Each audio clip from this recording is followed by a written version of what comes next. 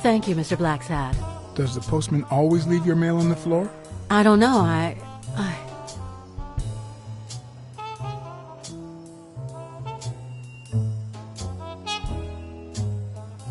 What's wrong?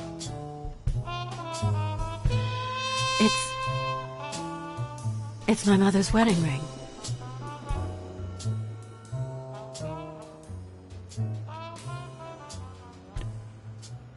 Had it been stolen? I don't know. My father wore it on his pinky finger after she died. Not always, apparently. Will you find out why? I'll try. But there's something else I'm worried about. This might have something to do with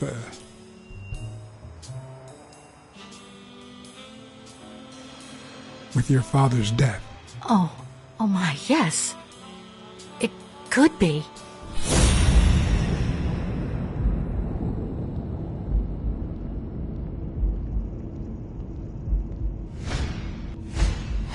Big, bright eyes. Looks well rested. Either she didn't mourn her father, or she really knows how to work that makeup.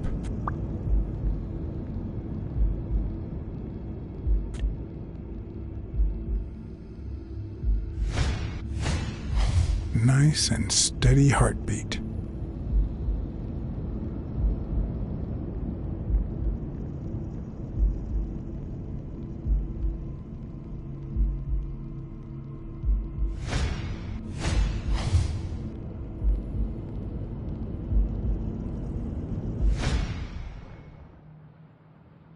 What the?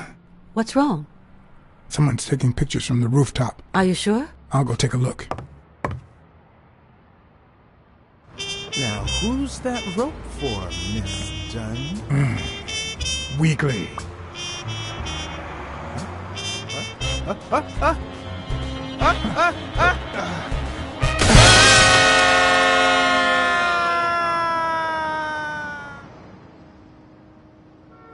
Now, who's that rope for, Miss Dunn?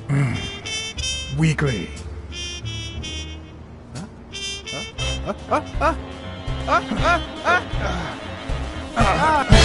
What the hell are you doing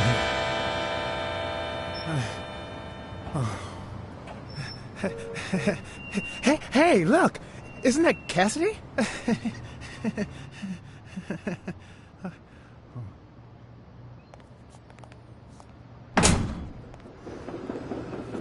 Don't change the subject, you sad little... Why don't we settle this over ice cream, huh, John?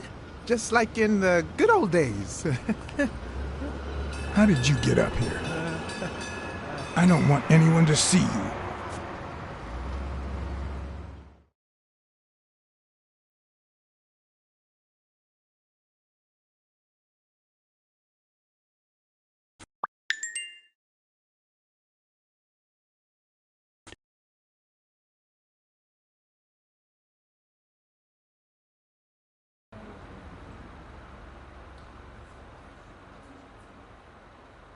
Everyone, even the most hapless of creatures, has a gift.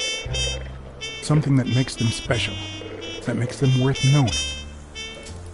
Foul-smelling Weekly is no exception. No matter what he does, it's impossible to stay mad at him for too long. This bourbon shake is delicious. Want a taste? You know I don't like milk. Your loss. So, Joe Dunn hangs himself and leaves his gym to his daughter, which makes her the first woman to run a boxing gym, I think.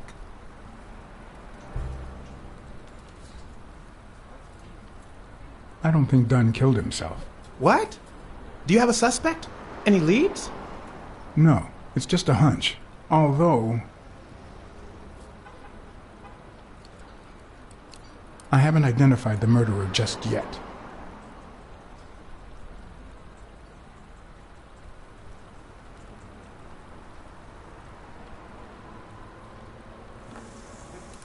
Well, it doesn't really matter. It's just a hunch. I wouldn't bet my life on it. I've got other suspects, like O'Leary, bookmaker. Desmond O'Leary? The same O'Leary who used to date Helen Moore? America's sweetheart? Now that's a woman. And then there's the Walrus. Who was that guy? Come on. You've never heard of Frank Cassidy? The president of the Boxing Managers Association? Who's also Stone's agent, Bobby Yale's rival. Hey, he might have a motive, right? He might know something about Dunn's death, right? I decided to ask Weekly to investigate Cassidy. My reasons?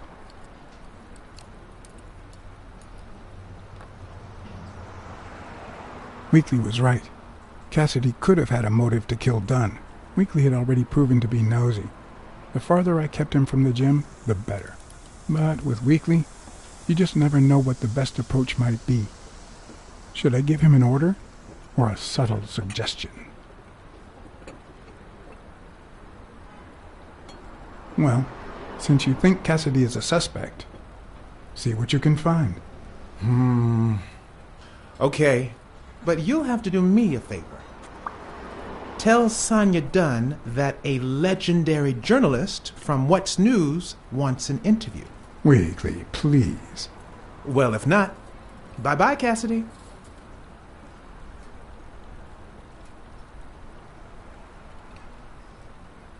All right. I'll see what I can do. Great. That's settled then.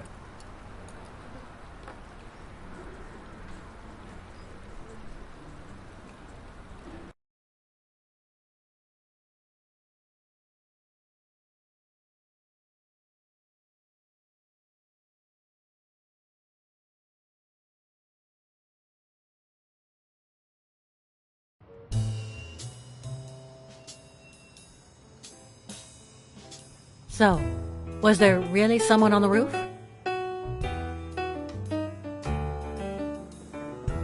There was, but it was just a friend of mine. Oh, so now your friends are spying on me. Look, I had nothing to do with it. I even got him to stop. Sure you did. Miss Dunn, can I run a couple of questions by you? If they'll help you find Yale, go ahead.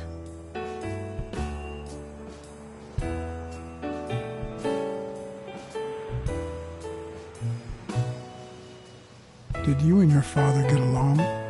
Let's just say our relationship got better when I left for Sunny University. An 8-hour drive from here. Meaning? I'll lay it out for you, Mr. Blacksad. My father, Joe Dunn, disappeared the day my mother died. He became a shell of himself. Joe Dunn, my legal guardian. A man who gave me food, shelter, clothing, and an education. And that's more than you need to know.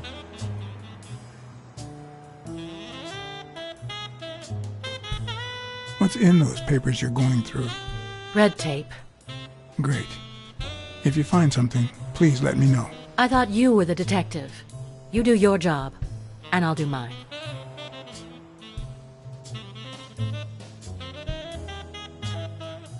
What can you tell me about Jake? I thought you were friends. Guess I was wrong. He and my father were friends, so don't go down that road.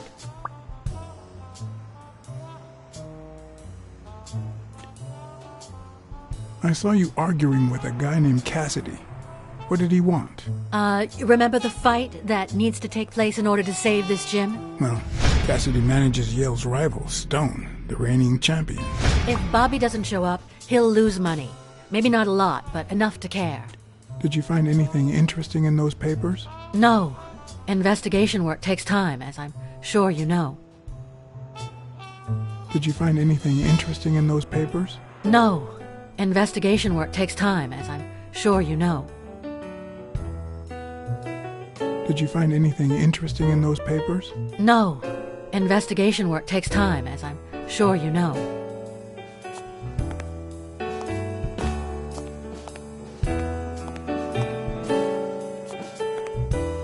Seemed like a happy family.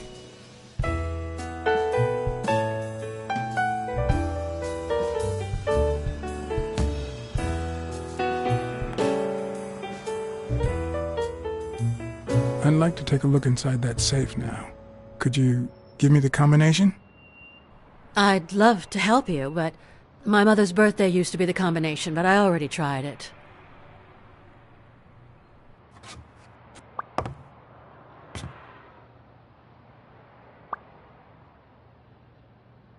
Could you tell me your birthday?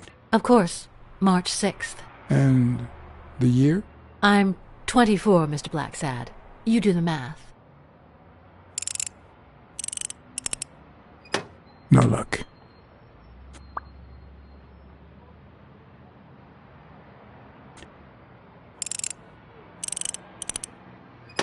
Damn.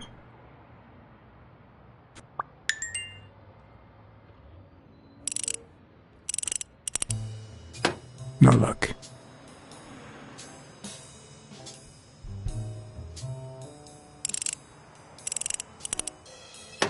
Damn.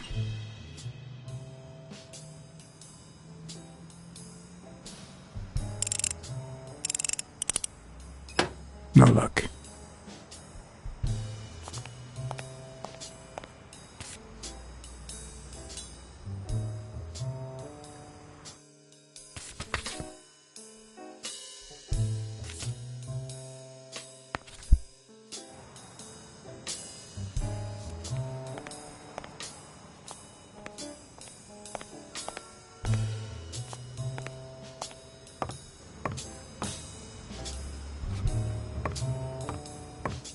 Dunn's room had quite a view.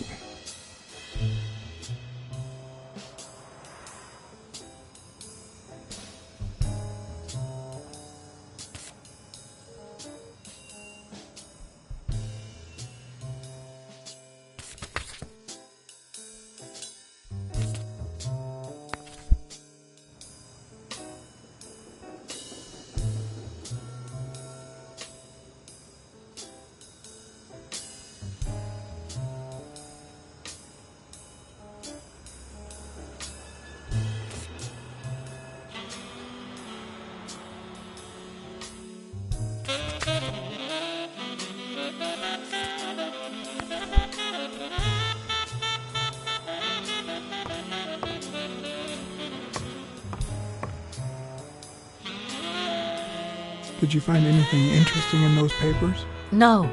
Investigation work takes time, as I'm sure you know.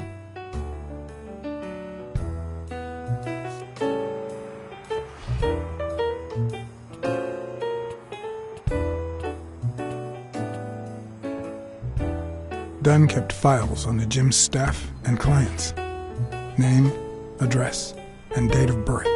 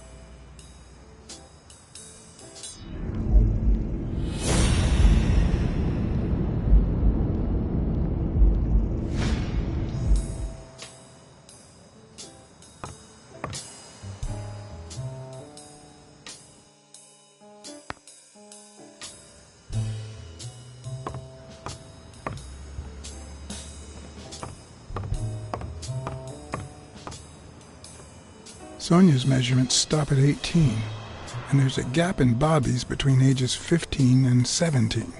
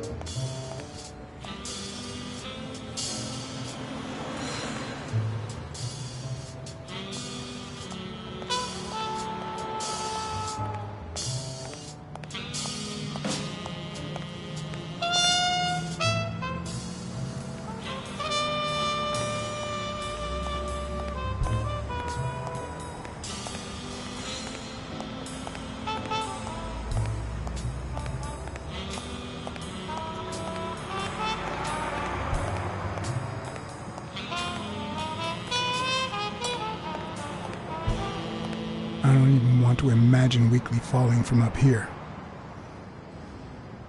I don't even want to imagine Weekly falling from up here.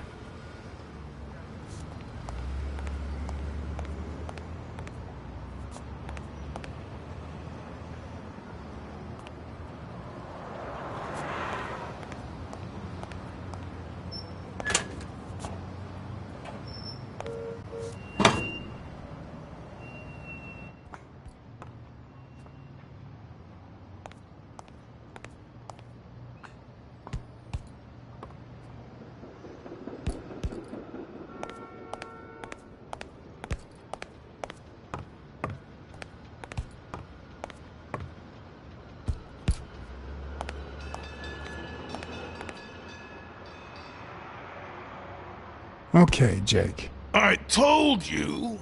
Desmond O'Leary. Huh? I know you work for him. Now you're just making stuff up. Why would you say that?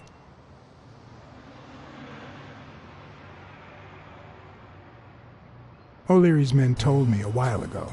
Okay, let's say you're right. So what? What are you gonna do, huh? I'm a detective. What do you think I'll do? Yeah, definitely better detective than friend. All right, you win, pussycat. Business isn't going that well lately. Natalia was my last well-paying job, and it's been a while. Then O'Leary shows up and offers me a bodyguard contract. What was I supposed to do?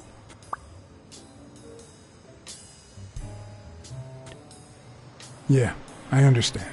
Seriously, you don't seem like the type to accept shady offers.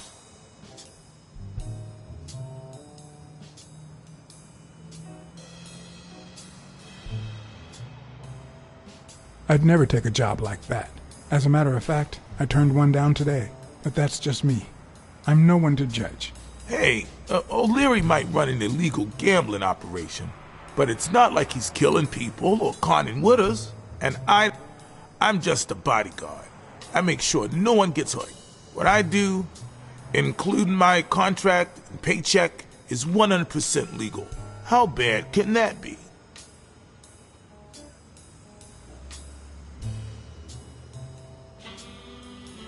Yeah, you're right. The fact that his business is illegal doesn't turn you into a criminal. We're only accountable for our own actions. But that's not what bothers me.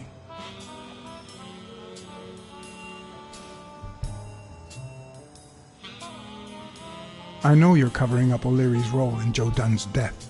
Huh? O'Leary? No way. I mean, I don't think so. Jake, please. Well, I guess there's no point in hiding it now. I was here the day Dunn died. Go on. I had to take care of some business for O'Leary. He makes me wear the shamrock when I work for him.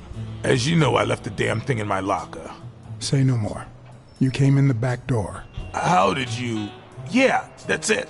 Joe had mentioned he'd been painting that afternoon, but I forgot.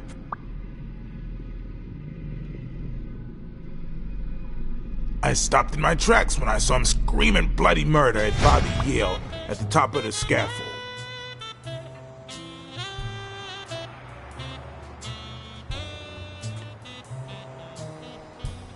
What exactly was he saying? Something like, if you do that, I'll call off the fight and make sure you never set foot in this gym again. I didn't want them to see me, so I left. Jake, why didn't you tell me? I thought you'd be pissed off. Well, you were wrong. I'm sorry, John. I should have said something. Don't worry. We all make mistakes. Time to go. I need to think about everything you just told me. Thanks, John.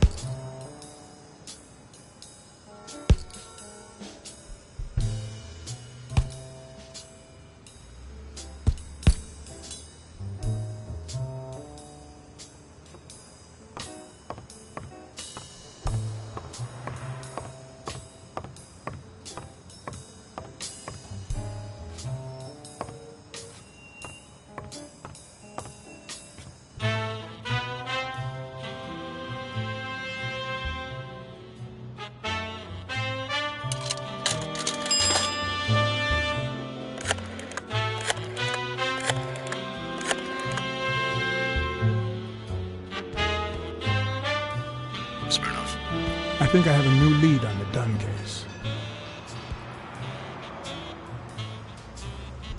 I went to Yale's place and ran into O'Leary's men. They were waiting for him. Ah, well, it's only normal. They run an illegal gambling operation. If the fight's canceled, they lose money. I'd love to take a swing at O'Leary, but we can't base the case on a hunch. I'm not finished yet. I think I have a new lead on the Dunn case. A close friend of Dunn's works for O'Leary. You mean that gorilla, your ex's bodyguard? We know. O'Leary is a respectable citizen, until we prove otherwise. So there's nothing wrong with him hiring a bodyguard. I think that's it.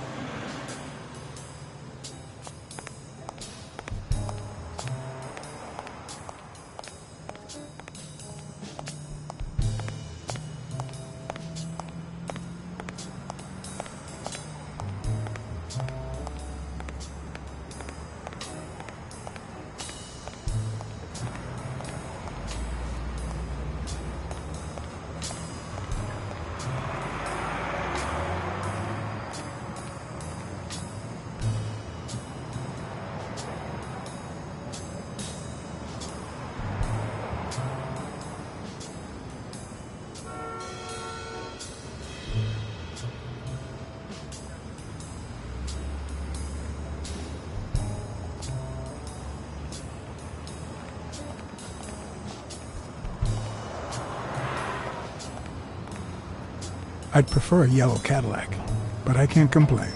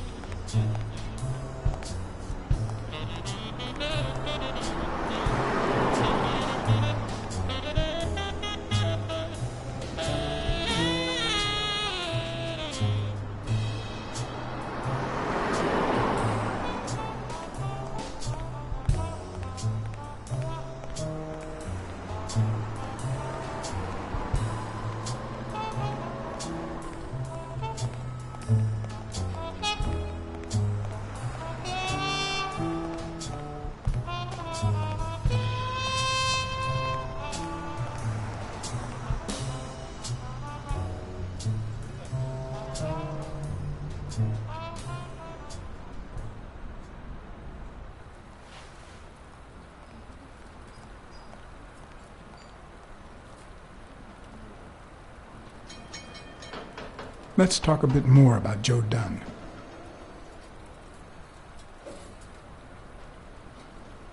Can you tell me how you found Dunn's body? Well, I thought I was alone. I clean early in the morning before Mr. Dunn comes in. Oh, so you have keys to the gym. Yes, of course. There was paint on the floor, so I thought it'd be a busy morning. And then I saw him, hanging there, like a baby mobile over a crib. Then I think I panicked.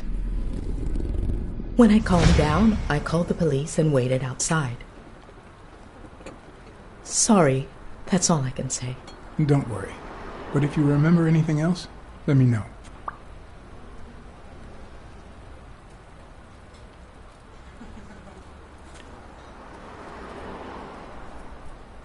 What kind of boss was Joe Dunn? A good one. Always paid on time, never raised his voice. If I asked for the day off, he even cleaned the gym. How was Joe Dunn outside the gym? I wouldn't know. I only saw him at the gym or right there. That was his spot. I think everyone liked him. Thanks, but I still don't get why he'd commit suicide. I heard his relationship with his daughter wasn't ideal. Oh, really? Poor man. I don't have kids, but that has to be really hard.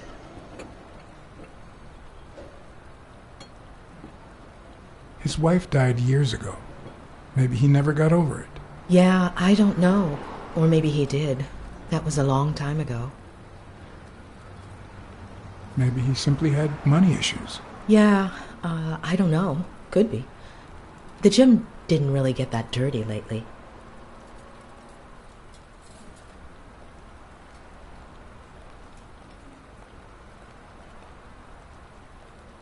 Have you remembered anything else about the moment you found Dunn's body? I'm afraid not. It's too painful. I know, but we need to find Bobby Yale. Anything, any minor detail, could really make a difference. I'll try.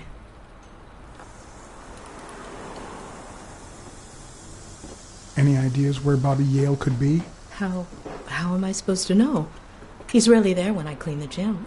Bobby seems like a nice kid, but I barely know him.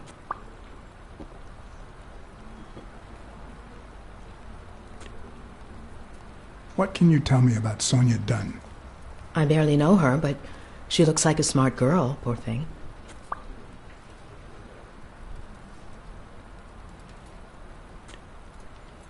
What do you think about Jake Ostiambi? Who? Who's that? A big gorilla. Boxer, too. A friend of Joe Dunn's. Oh, yeah. I barely know him. I don't like how he looks at me.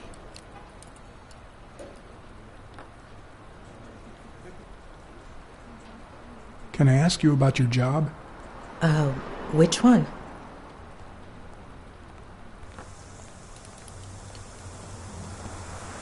How long have you worked at the gym? It's been, 4 or 5 years? Although, I don't think I'll be able to set foot in there again. This must be really hard for you. I'm sorry.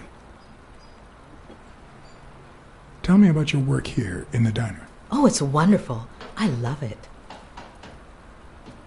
My boss. Oh, glad to hear that. Other than the diner and the gym, you don't work anywhere else, right? I wouldn't have the time, although I'm not sure I want to continue working at the gym.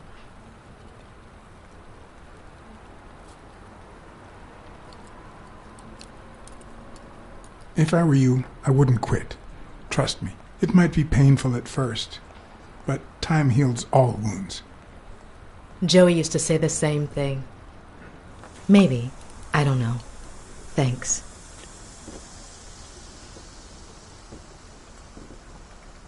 Have you remembered anything else about the moment you found Dunn's body? I really can't remember anything. I'm sorry. Sorry. I think that's it for now. See you around. We'll miss you at Sam's Diner. Bye-bye.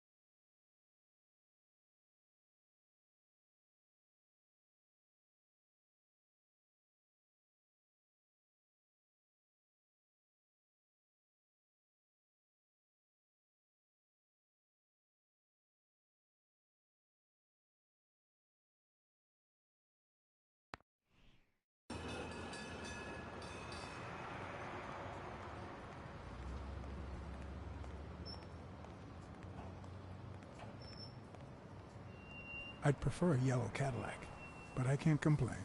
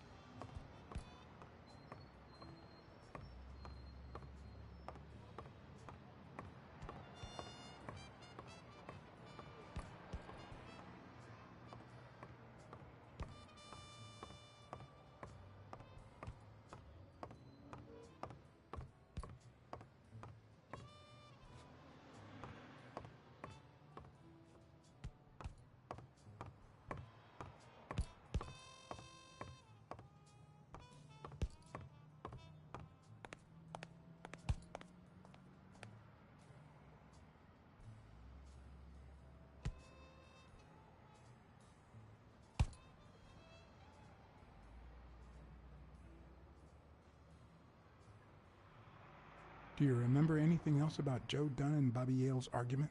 No, not really, no. Only Joe yelling. If you do, I'll call off the fight and kick you out of the gym.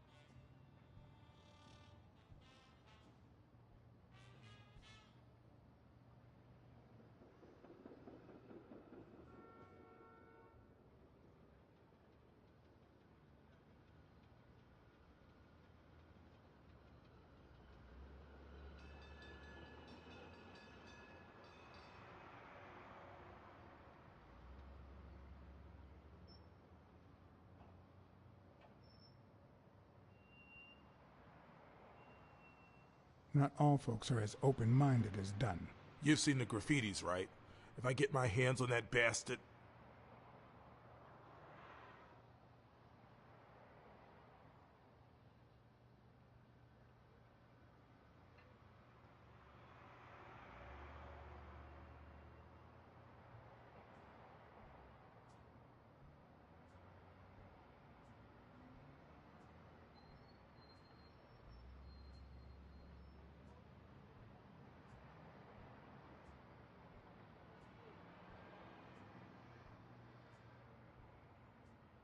Joe Dunn or Joey Dunn?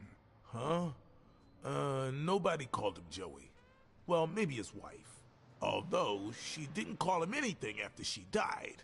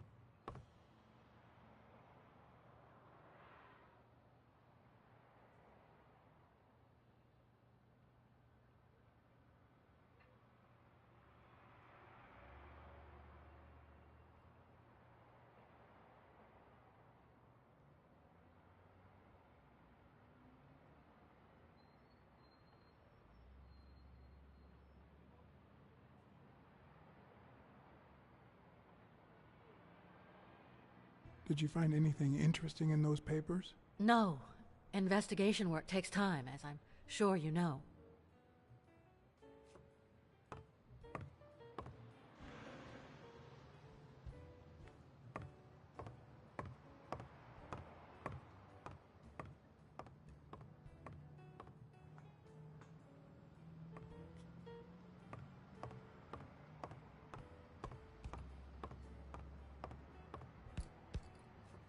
I don't know why. Something just doesn't add up.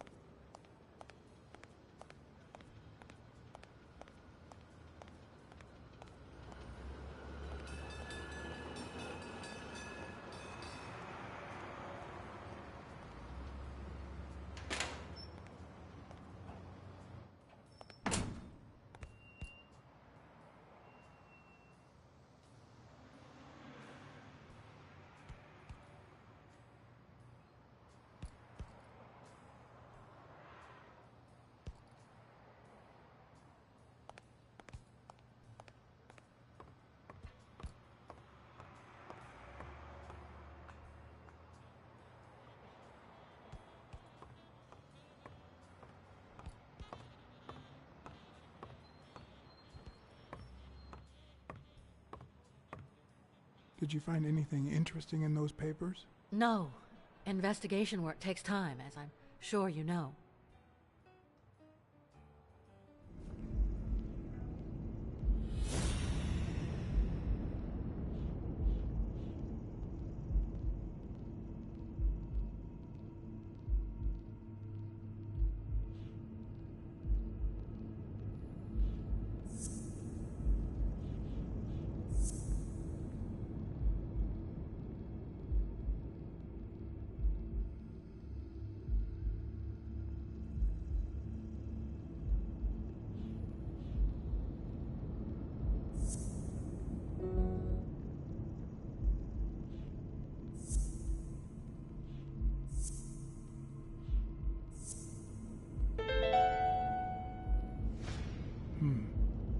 Mary Purnell and Joe Dunn an item?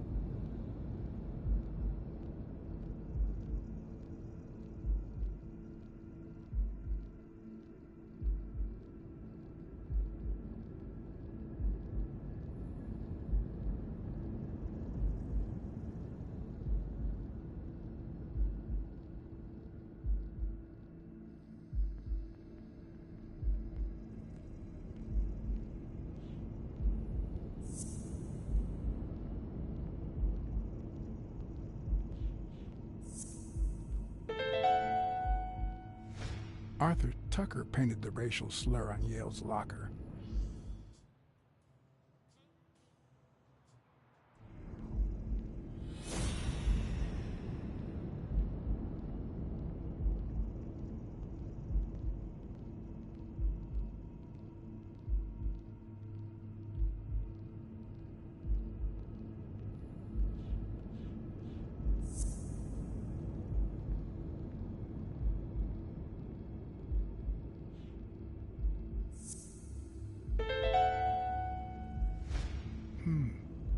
What if Mary's birthday is the combination to the safe?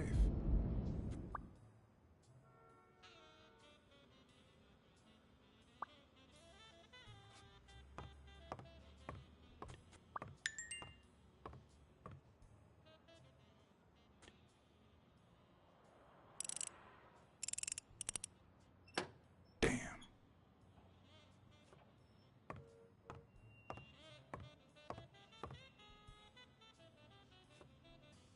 Did you find anything interesting in those papers? No. Investigation work takes time, as I'm sure you know.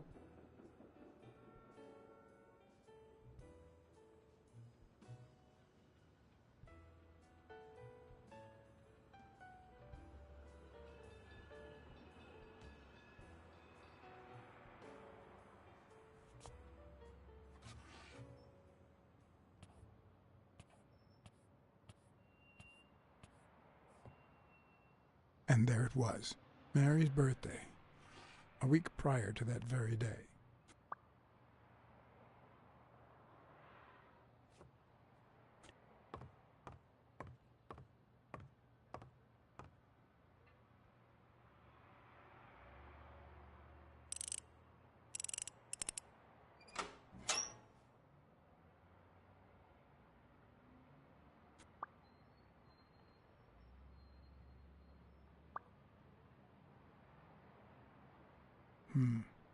I never would have taken Dunn for a gun owner.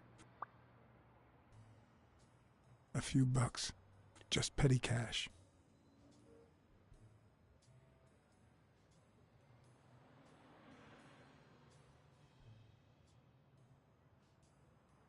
You open the safe? Yeah, and I think you need to see this. Can you tell me what it says? All right. I think this might be useful for the investigation, Mr. Detective. He left everything to me, except some boxing trophies and knickknacks that'll go to Bobby Yale.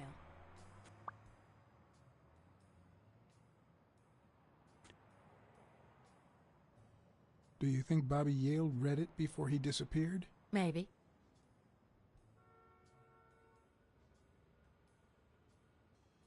Congratulations. You're one lucky lady. I'll pretend I didn't hear that.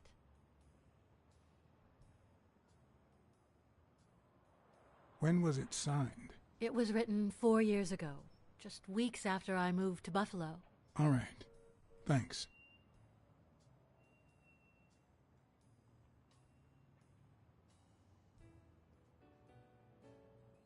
I never asked about the gym's insurance. That's exactly what I'm reading now. So far, it looks like your standard small business policy.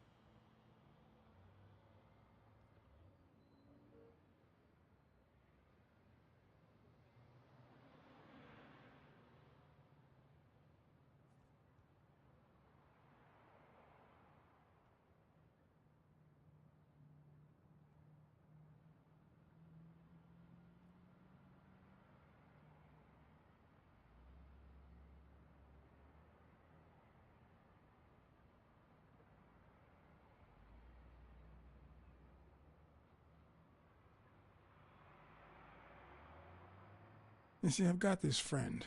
He's a journalist, and, the thing is, well...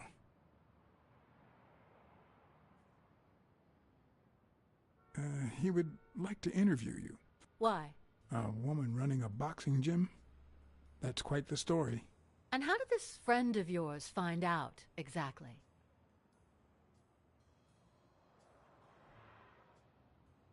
Well, I might have said something. I don't even want to hear you. I just hope you prove your professional worth before the day is over.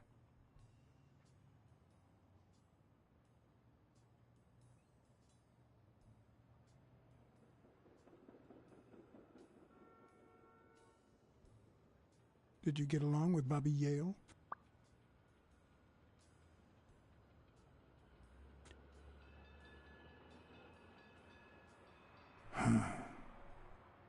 Okay. Forget it. I wouldn't give a damn about him if it weren't for this stupid gym his stupid fight is supposed to save. Happy?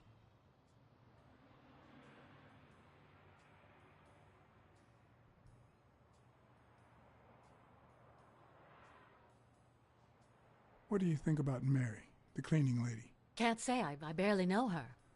And I'm not one who's quick to judge other people.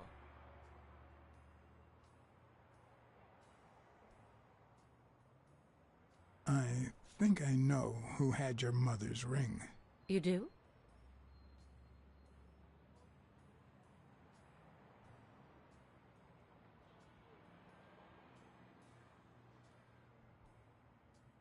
Mary Purnell.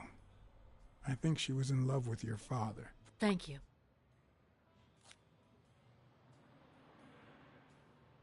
Thank you.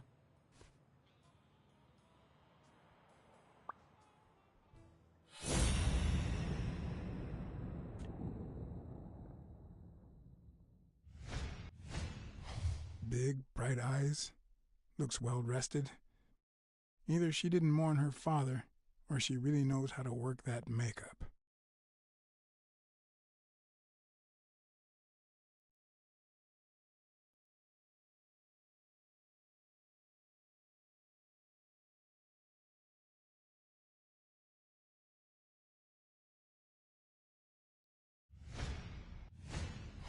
Big, bright eyes.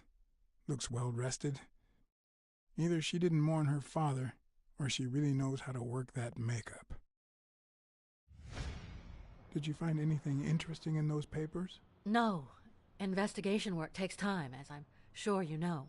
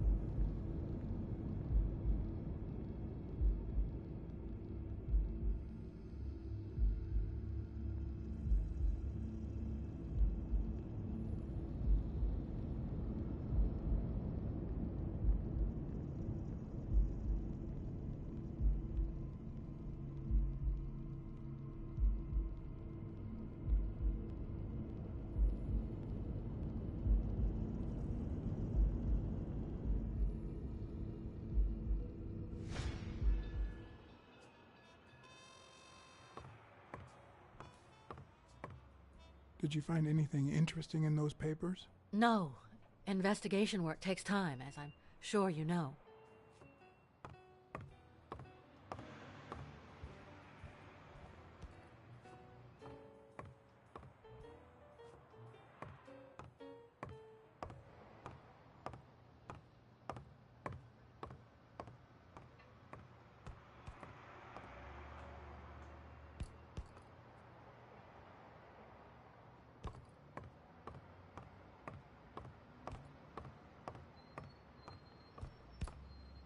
I don't know why. Something just doesn't add up.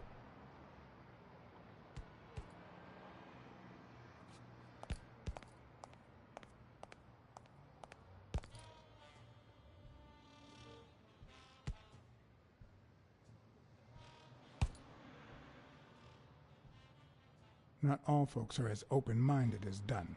I happen to know who painted the lockers. Arthur Tucker. I knew it! I knew it was him, that bastard. I'm gonna whip the white out of him.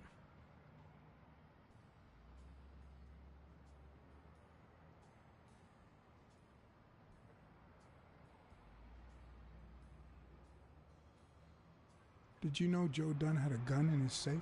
No way, man. He hated firearms. Although... when Bobby Yale was a teenager, he went through a crazy phase. Even dropped out of the gym and joined the gang. Nothing serious. Early one morning, he broke in the gym. Joe was already here and caught him red-handed. Bobby pointed the gun at Dunn and ordered him to open the safe.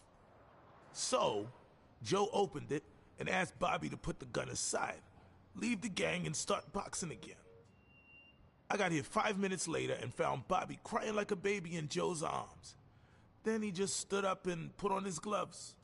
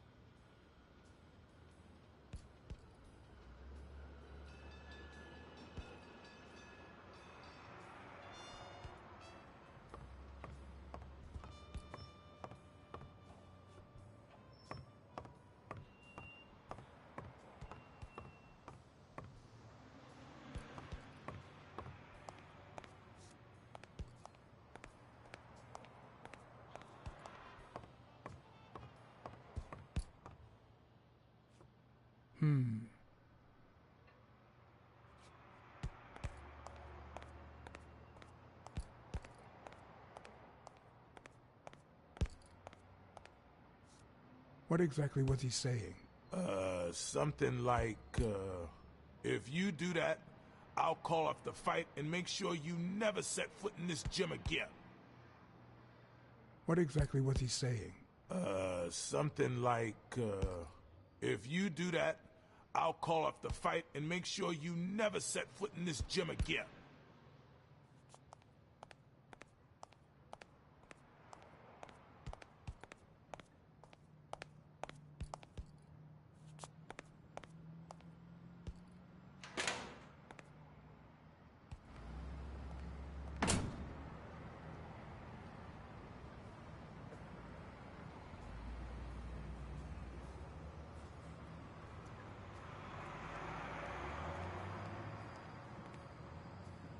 I'd prefer a yellow Cadillac, but I can't complain.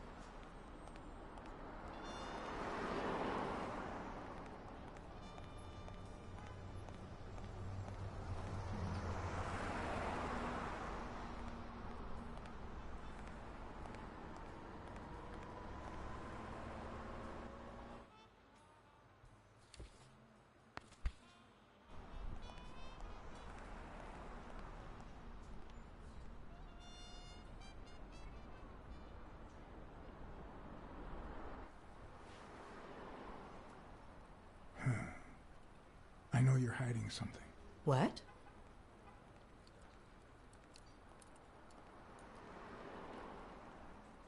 Happy birthday.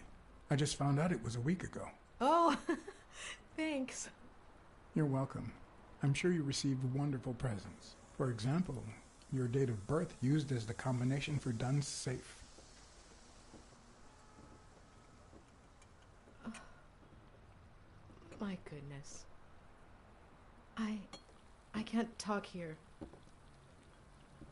My shift is over in 10 minutes. Can you wait a while? Can I get a refill over here, Mary? Coming right up.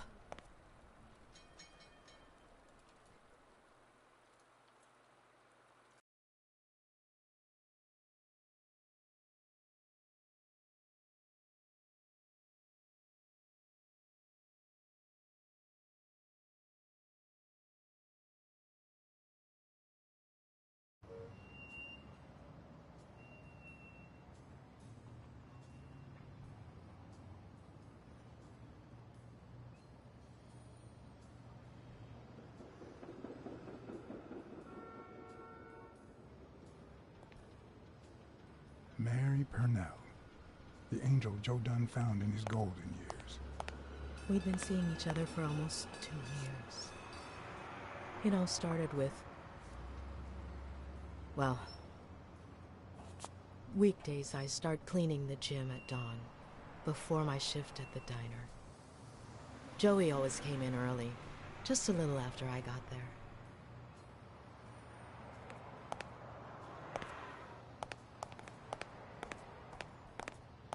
He used to say it was the best time for the worst task of the day.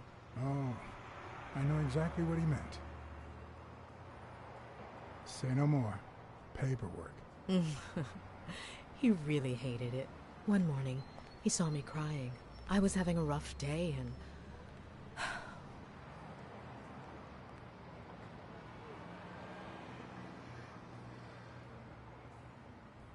He tried to make you smile.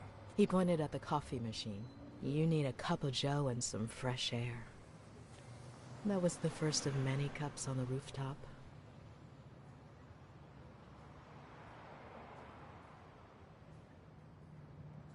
Which is where Dunn seduced you. That word is a bit too much, Mr. Blacksad. You might be too young to understand this, but real love has little to do with seduction.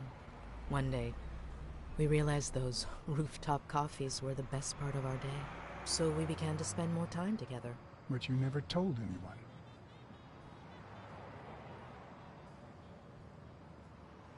Or perhaps you told someone else? No one. Joey didn't want Sonia to hear about it from someone else before we were sure of the relationship. He was afraid that our relationship would only make matters worse. Until one day, on the rooftop, we realized just how serious our relationship was, and we decided to turn those moments into a lifetime. So he asked you to marry him? Yes, of course. He gave me the wedding ring, and we decided to tell the world. He said he needed to share that happiness with his little girl. Turns out, he wasn't that happy after all.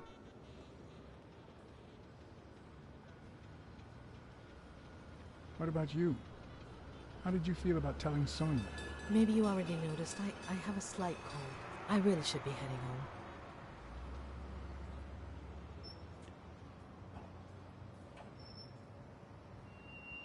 Maybe you should cover your neck. I lost my scarf a while back, not sure where. And now, if you'll excuse me, that's my bus stop. A pleasure to speak with you, Mr. Blacksad. But...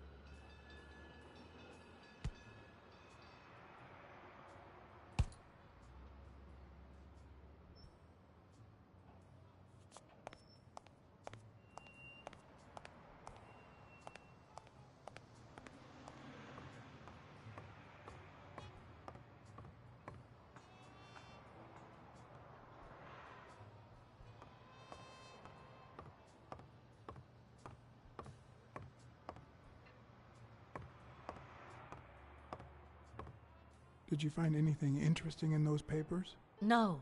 Investigation work takes time, as I'm sure you know.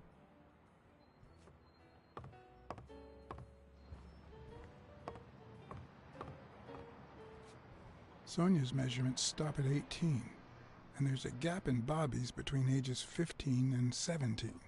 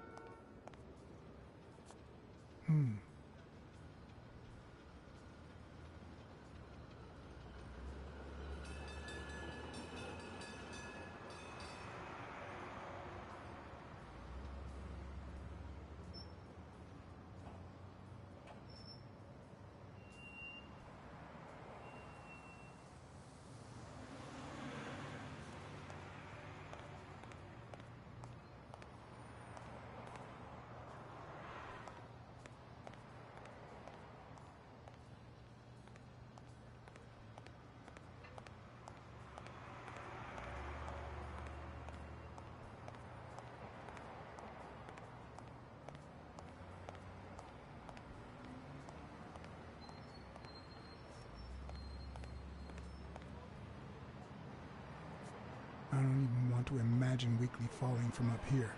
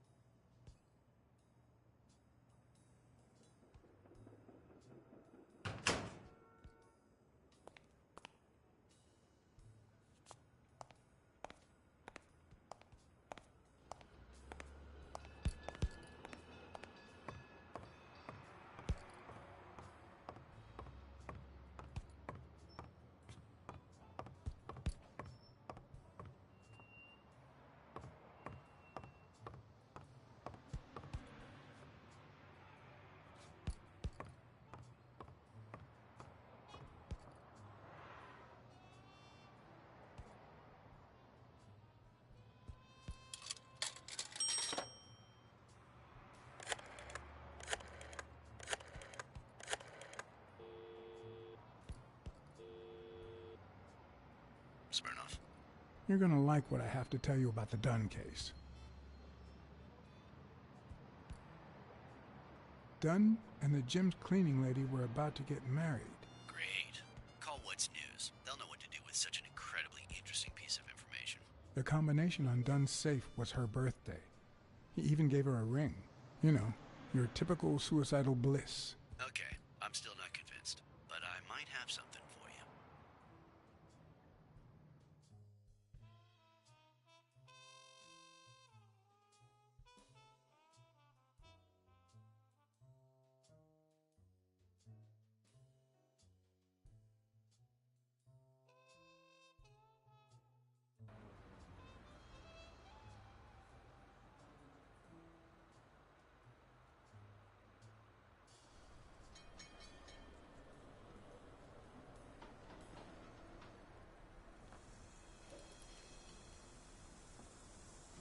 Life is often off-key, like a bad song.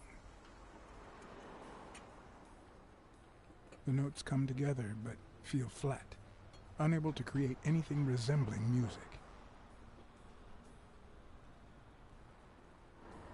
And yet, there are ways to string them together to create harmony. Ways that are not always entirely in our hands.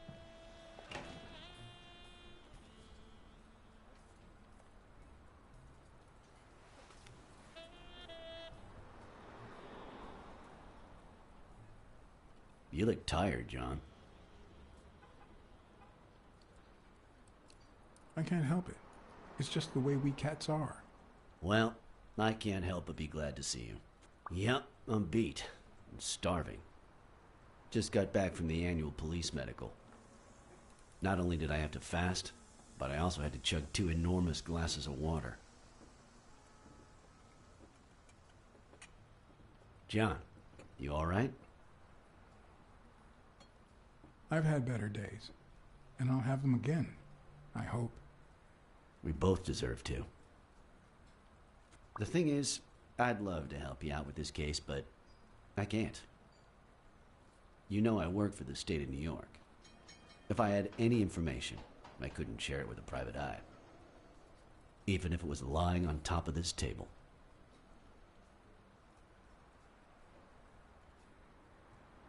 You said you were starving. Why don't you go to the counter and order something? Yeah, sure, good idea. If you'll excuse me.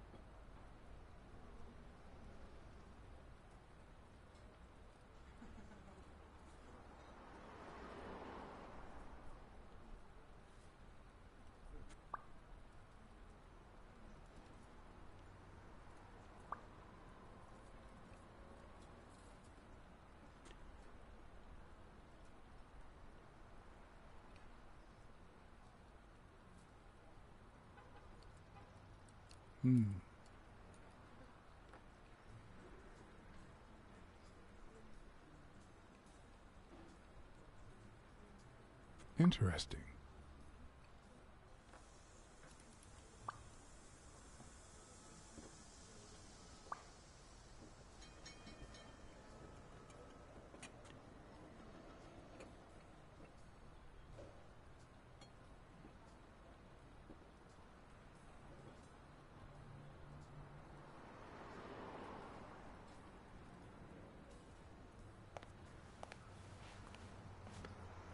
Now that I think of it, I better eat at home. It's healthier. Thanks. Truth is, John, it all seemed clear to me before, but now? Please, promise me you won't take the law into your own hands. I'd like to think we're not just vigilantes. Sure, you can trust me. I give you my word. All right. In any case, keep me posted, will you? Friend, you can count on it. Take care, John. As always, Smirnov had given me new, potentially relevant information. Not to mention second thoughts. When an old dog like him gets that serious, one must be prepared to bite.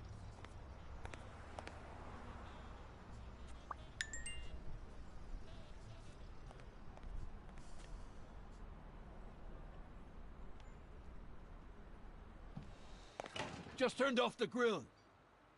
You all got about 25 seconds to order your last burger before it goes cold, you bastards! Hey, if it isn't Mr. Don't Mess With Me, get out of my restaurant! And don't come back unless you want a facelift! No one messes with good old Sam, little kitty!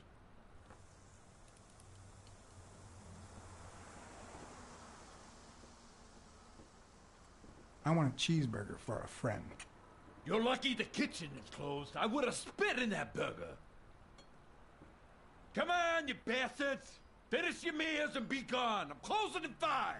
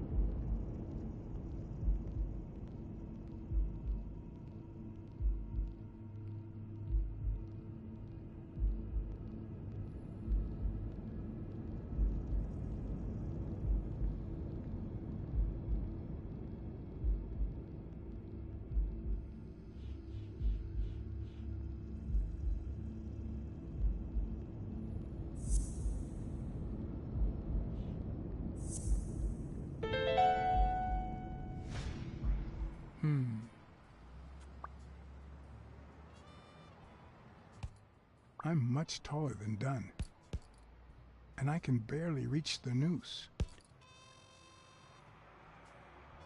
There's no way Dunn hanged himself. Not on his own, at least.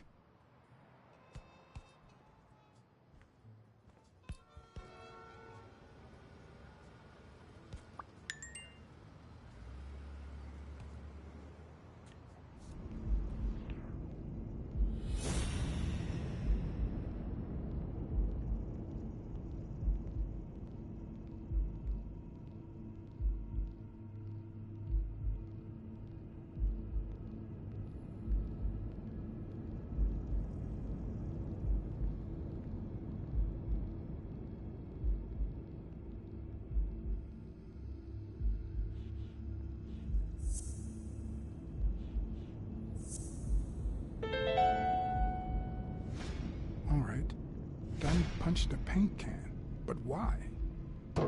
Wasn't he calm and composed?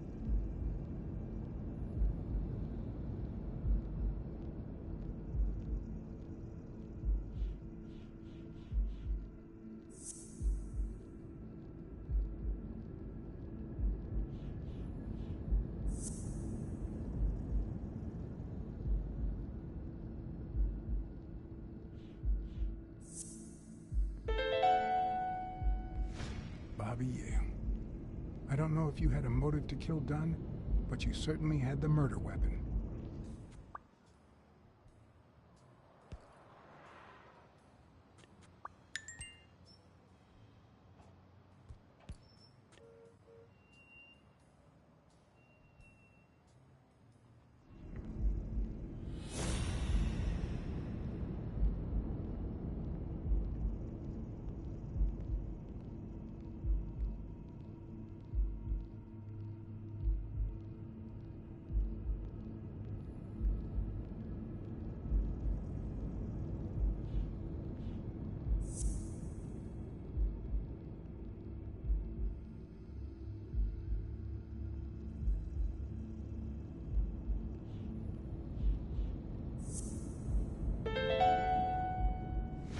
Christ. Did Yale kill Dunn just because he wanted to call off the fight?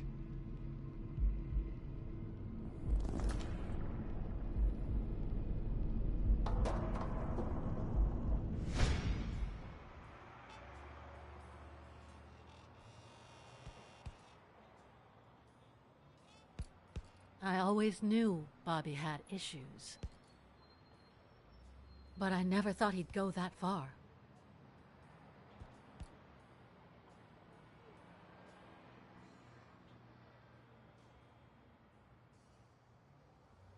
Everything seems to point in that direction.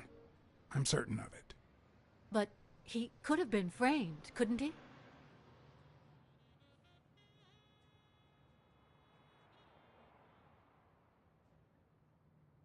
In any case, that doesn't change a thing. It does, actually. Now we know he didn't kill himself. My father's still dead, and you still haven't found Bobby Yale. Nothing has changed. Opening the safe and finding my father's will won't help us achieve anything. So please hurry. Time's wasting.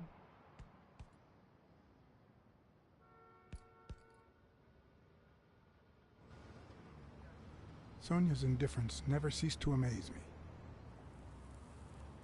But most importantly, why was she suddenly defending Yale?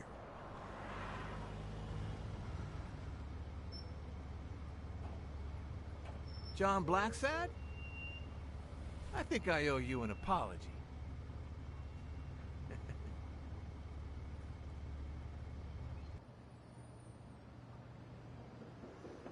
Do I know you? I don't seem to remember your face. Well, maybe you remember my boys. I'm so sorry they wrinkled your suit. The thing is, they didn't know we shared a common goal. Bobby Yale. I want to find him and get to the bottom of this as much as you do, Mr. Blacksad. So please, kindly accept my invitation. Why not share our findings? Come on.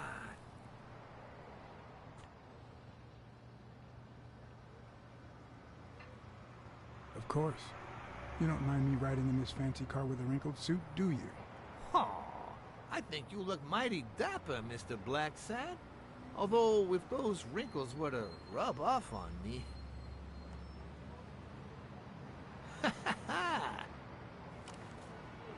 I always play it nice and safe.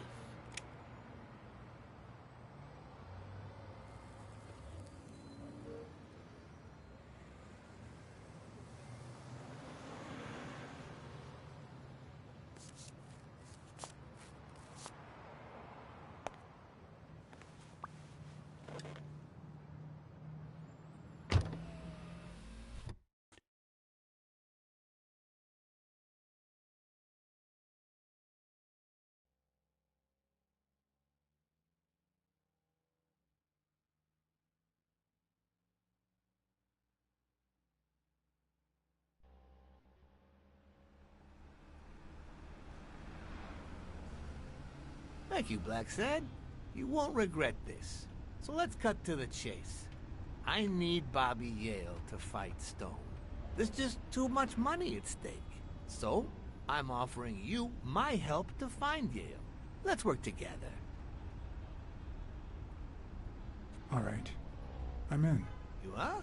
Hey, wonderful. I thought you'd be hard to convince.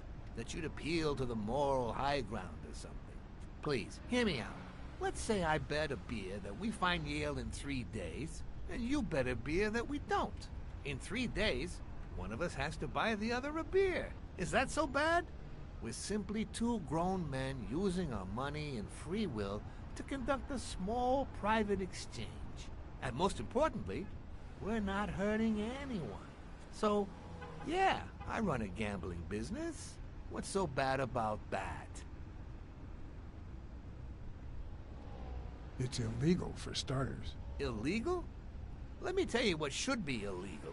The way our government is ruining America. We live in a so-called free country. A place where honest people can make a living, provided they don't hurt anybody. We're not communists. Well, at least I'm not. I would have never thought otherwise. As for me,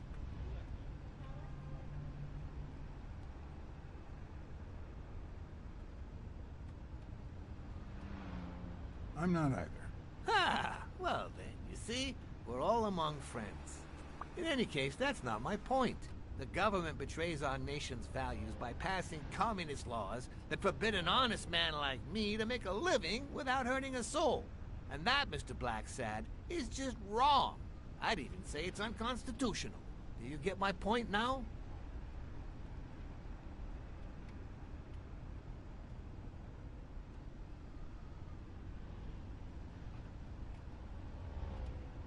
Okay, but that doesn't justify what you do for a living. Oh boy. Did you hear anything I just said? Anyway, when the government passes these laws, there's only one legitimate weapon the people can wield. The same weapon that turned America into a great nation. Civil disobedience. So, as the proud American that I am, it's my duty to disobey.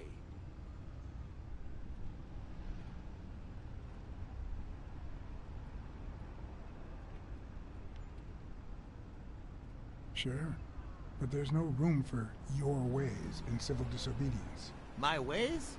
Oh, I know what you're getting at. But what's past is past. I wasn't always a boss, you know. No, sir. I started at the bottom, when Lucky Blitzen ran the show. That good for nothing. His was a reign of terror, extortion, violence, you know, that sort of unpleasant thing.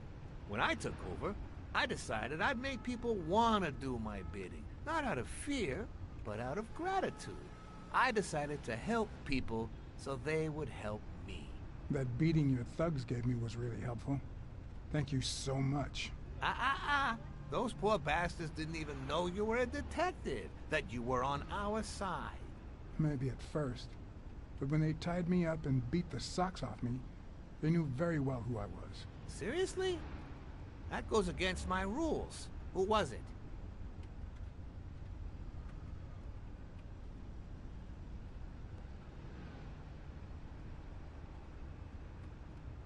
It was just Wilson. That bastard. Don't you worry. I will have a serious talk with him. I cannot tolerate this behavior. Please accept my apologies, Mr. Blacksad. As I said before, I like to help people so I can count on their gratitude. That applies to fellow partners like police or, in this case, a detective. I won't deny this business has its fair amount of violence, extortion, and casualties, but I'd rather leave that to my enemies. And you are not my enemy. And, it looks like we're here.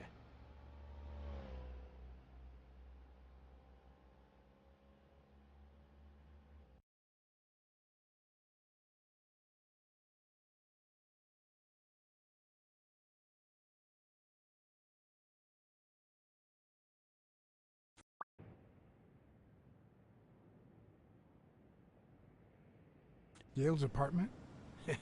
I told you, I'm on your side. Go ahead.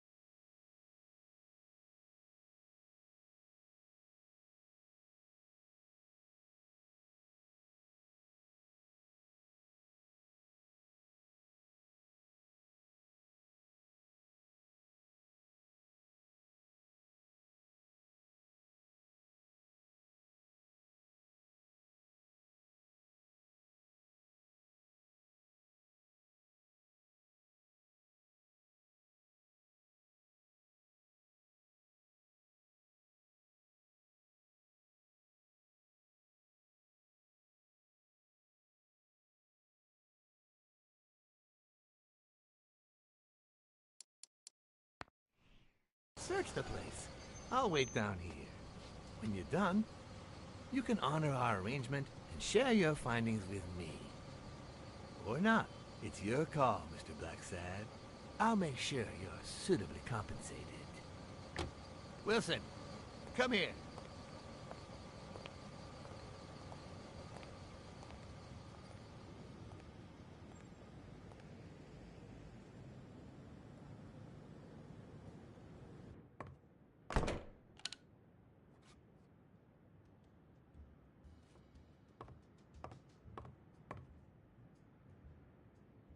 The worst thing about O'Leary's boys dropping by isn't the beating, but the fact that I can't tell what's theirs and what's Yale's.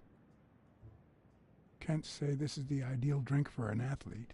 Then again, it could be your classic bookie thug lunch.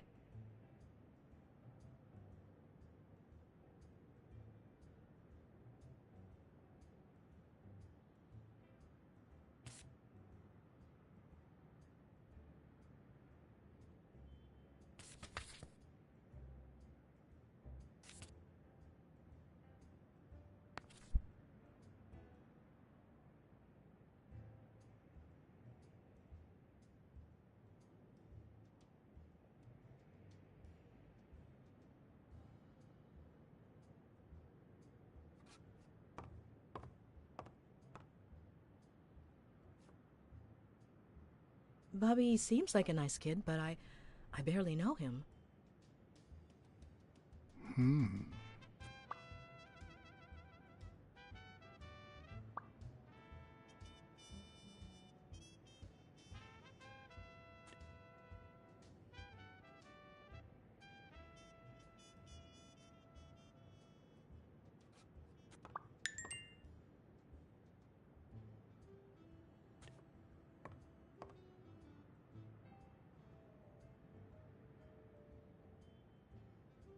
Ugh. 17th century French fables. Mayor must be one boring old lady.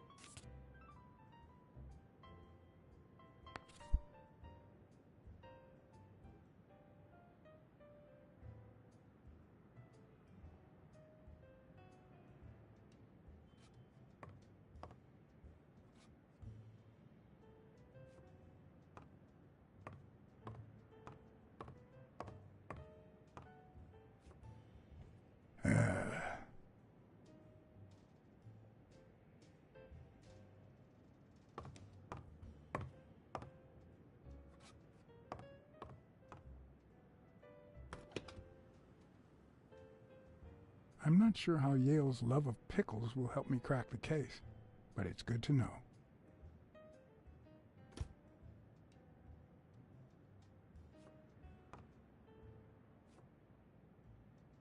A woman's fragrance. Almost angelical.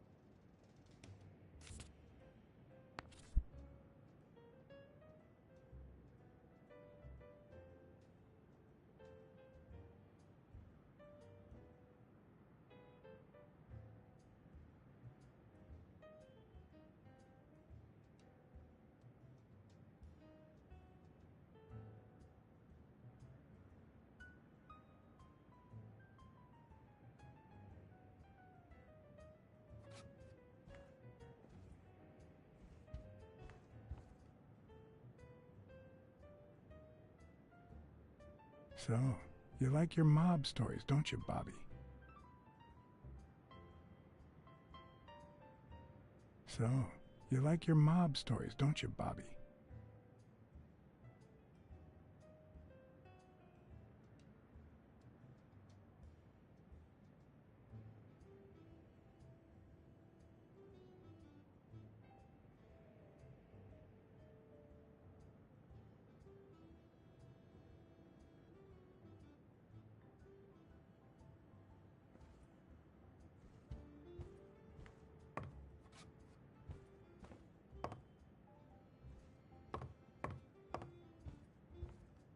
Seems like Bobby inherited something more than boxing skills from his father, besides the tendency to vanish into thin air, of course.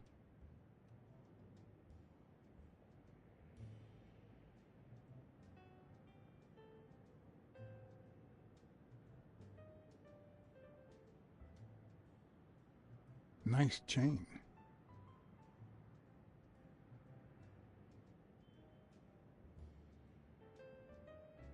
Nice chain.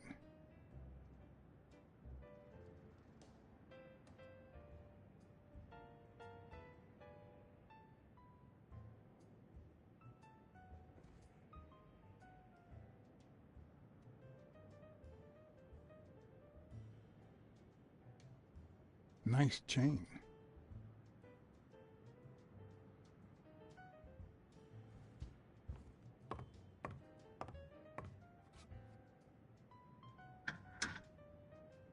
Why would you want such a big closet for so few clothes?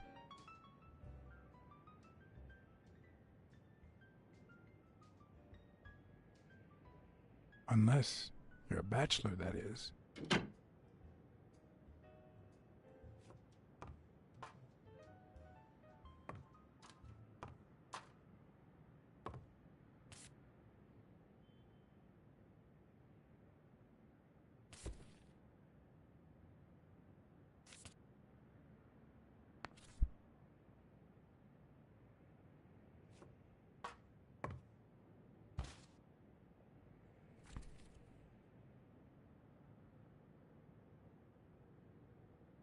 Copy 1 of 3.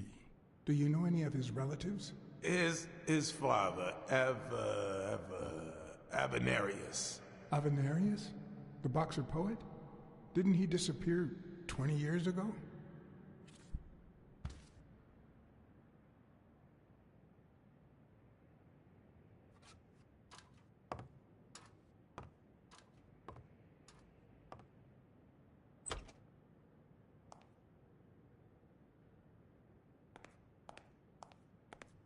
Judging by the general state of the apartment, they were leading a quiet life. Judging by the general state of the apartment, they were leading a quiet life.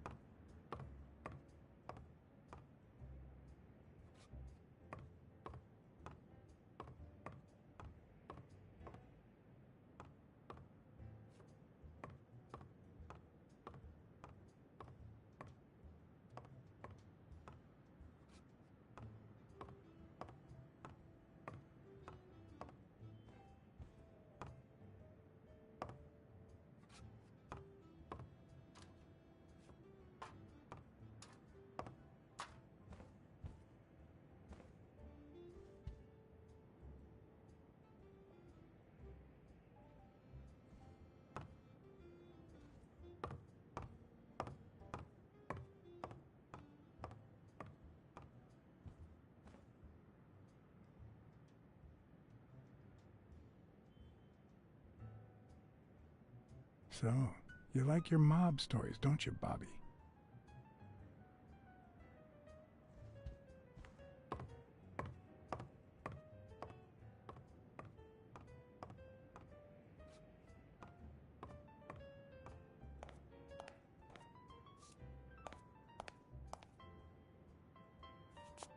Judging by the general state of the apartment, they were leading a quiet life.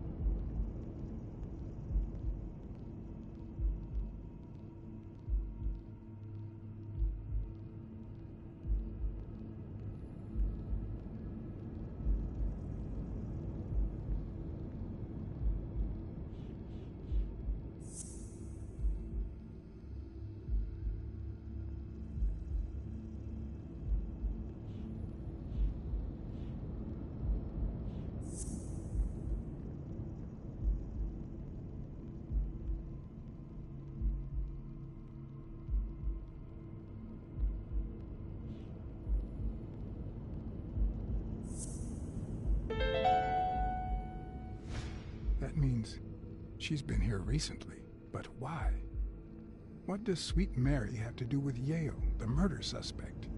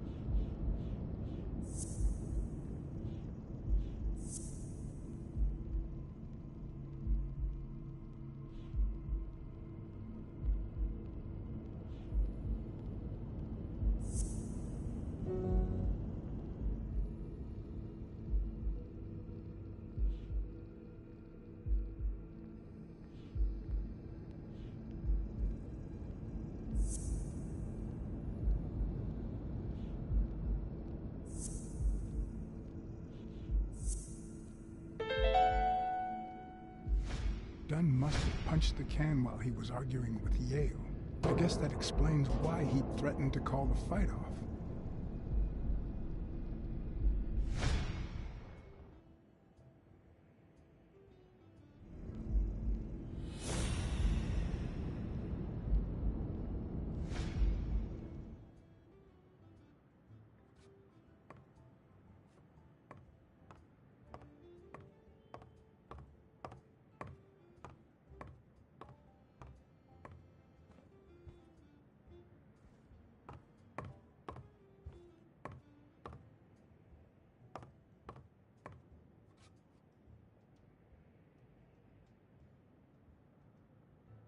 With people like O'Leary, you just never know. I didn't want to put Mary at risk. Why not take her a little something instead?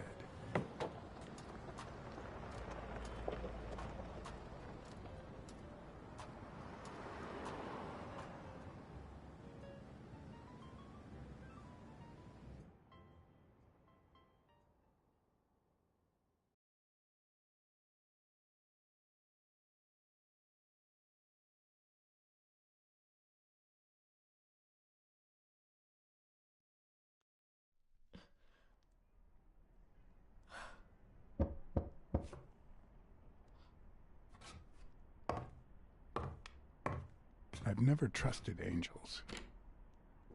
Mr. Blacksad? What a... Surprise? When they fall, they turn into demons. Joey told me he was going to spend the afternoon painting the gym and that Bobby would be fixing something up on the roof. So, after I found the body and called the police, I went to Bobby's place, but he wasn't there.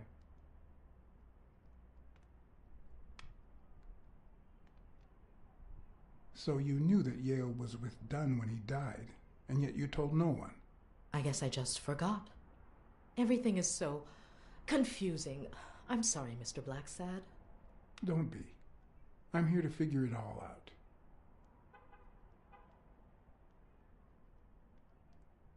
What's your relationship with Bobby Yale?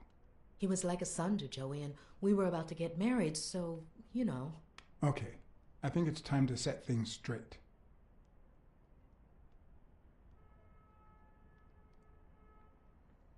I knew you were cheating on Dunn with Yale.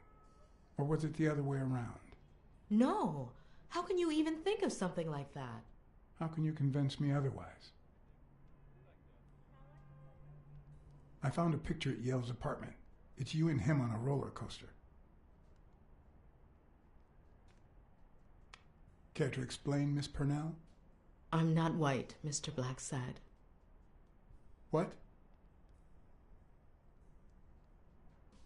7 of my great-grandparents were white. The 8th was black. According to law, I'm a black citizen, even if my skin says the contrary. Do you know what that means when you're born in North Arlington, Alabama?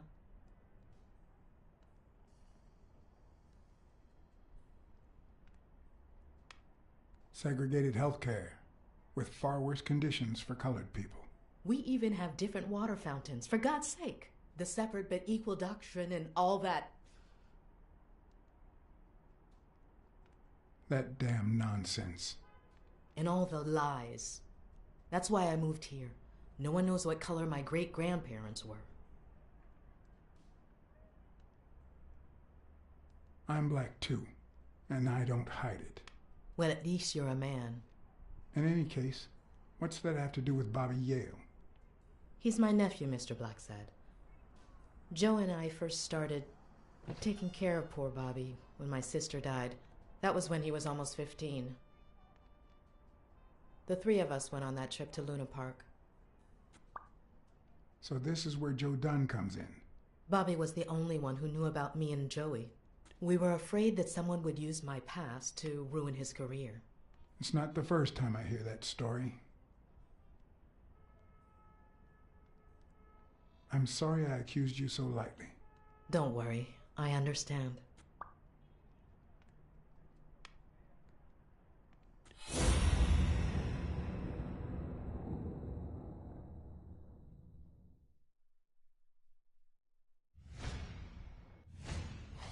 Mary smells like... Actually, the whole room smells like a pie fresh out of the oven, so I can't identify any other fragrances.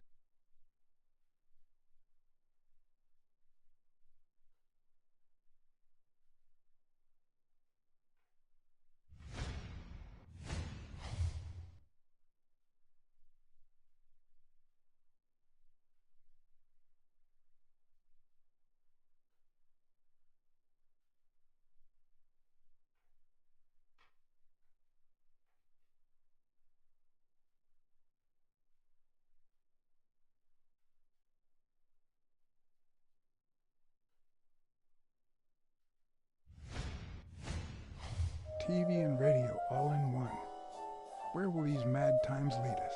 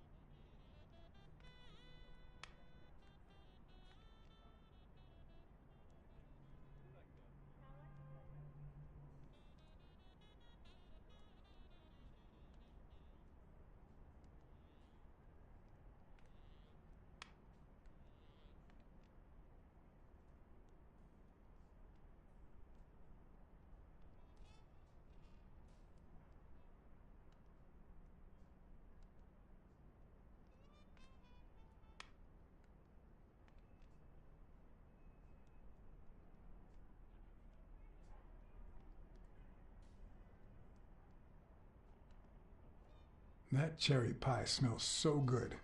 I'm starting to get hungry. Thanks. I pulled it out of the oven right before you arrived. Oh, where are my manners? I'm the worst hostess in the world.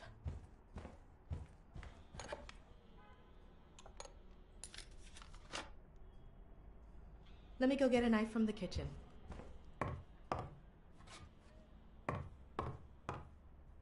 And you must be thirsty. Let me see. OJ? Coffee? I'll take some coffee, thanks. She's wearing the same clothes in both pictures, so she's probably telling the truth.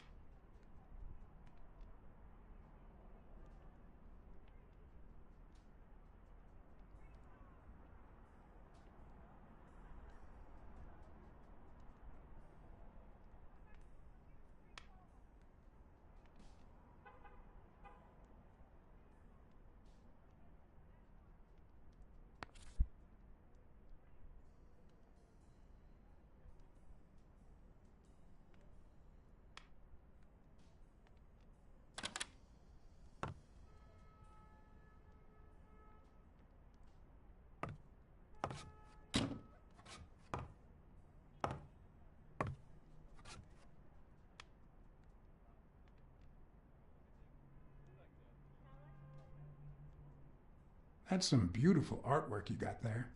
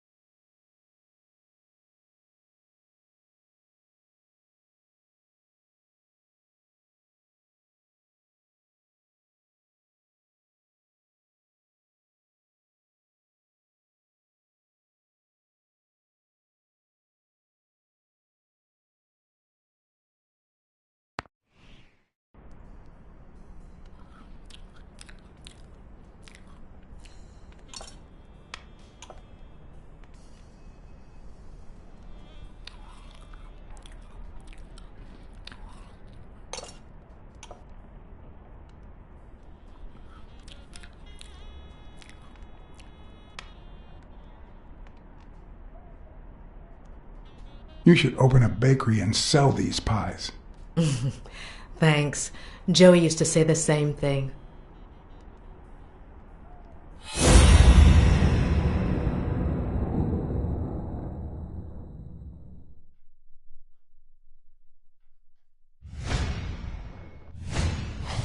Now that there's almost no pie left, the scent has also disappeared. Interesting. Now Mary smells like a huge dog. Mary, when are you going to stop lying? I know your nephew is here. I can smell him. What? No. I already told you I don't know where he is. Look, I understand why you're protecting him, but it's in his best interest to end this hide and seek. You can search the whole house if you want. Go ahead. He's not here.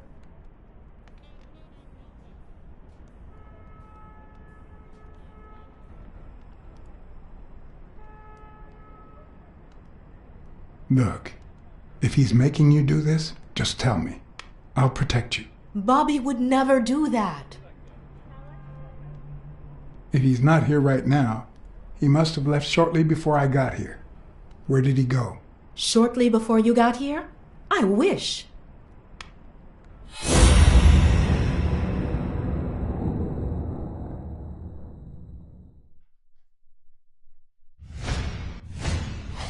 Wait a minute.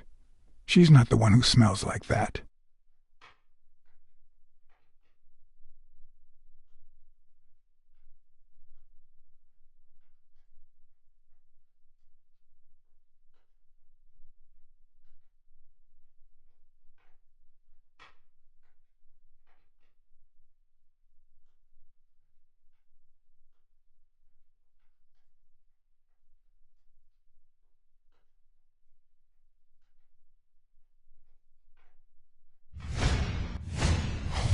That's where Bobby Yale's scent is coming from.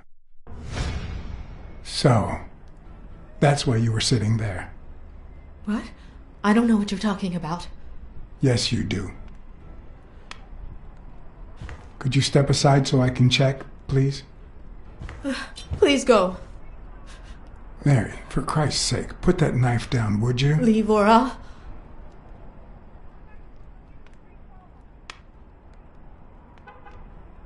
You know I could take that knife from you if I wanted to, Mary. I mean it. I don't want to hurt you. Leave her alone! Bobby! Ow! Ow!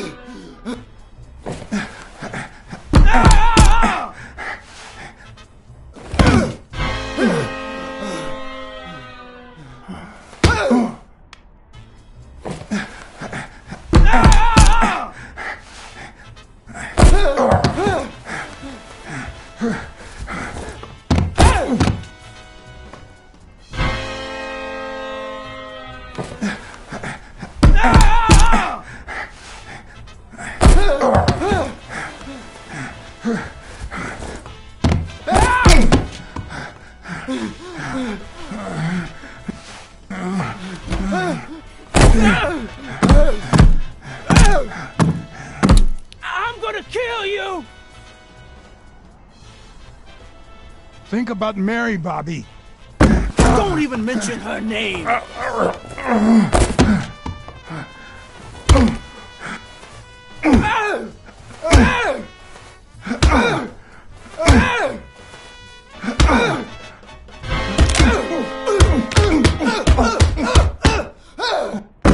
Don't even mention her name!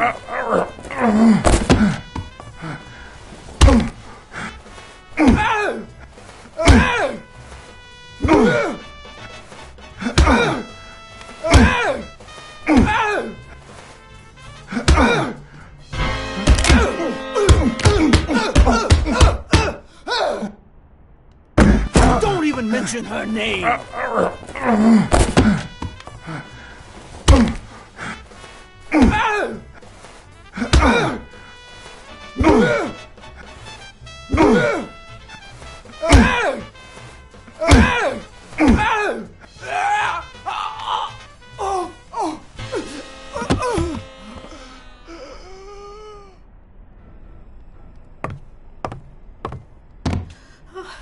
Bobby! Call an ambulance. Do as I say. Go on, call an ambulance. Do it now. In the face of a heart attack, there's two things you can't forget.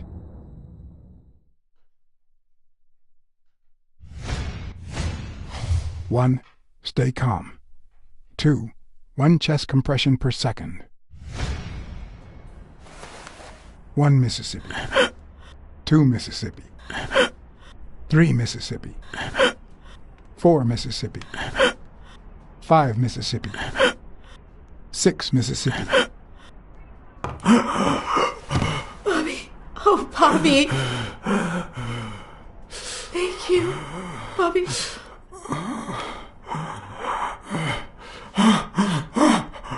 Bobby. Thank you.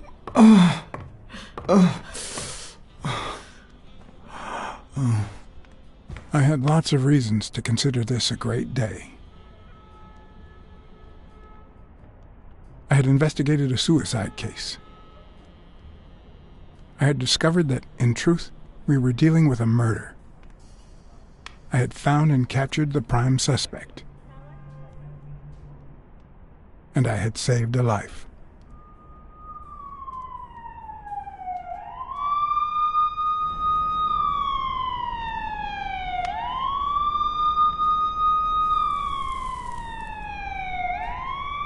And yet, everything in me screamed that something was going wrong.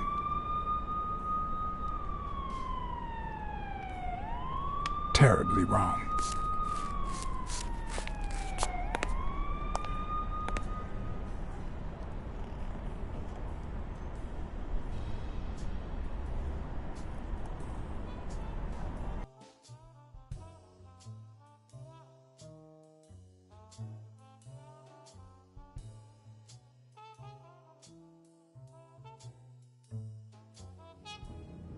Promise me you won't take the law into your own hands. I'd like to think we're not just vigilantes. I want a gun! What the hell? Bang, bang, bang! A fair amount of violence, extortion, and casualties.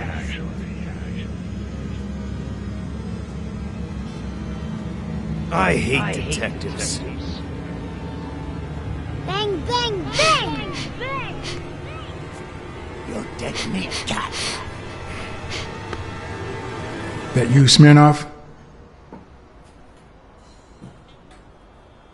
You seem agitated. Nightmare?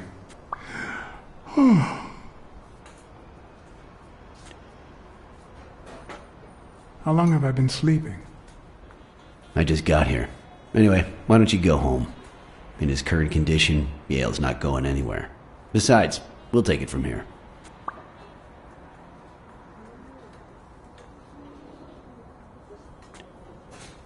Thanks. I think I need to get some sleep. Yep, that much is clear. As for what happened yesterday, you promised me you wouldn't intervene.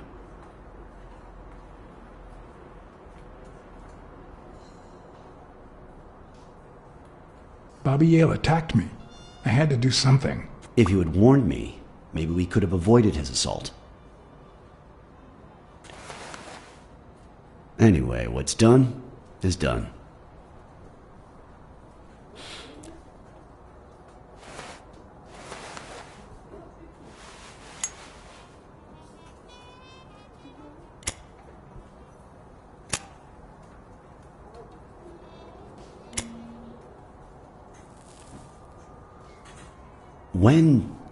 When exactly did you realize that he killed Dunn?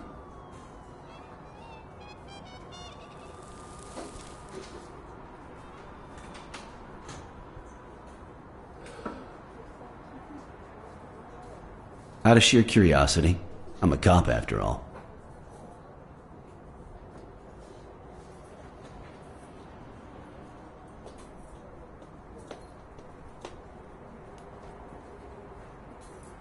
As soon as I realized that the murder weapon belonged to him. How about the motive? Any ideas?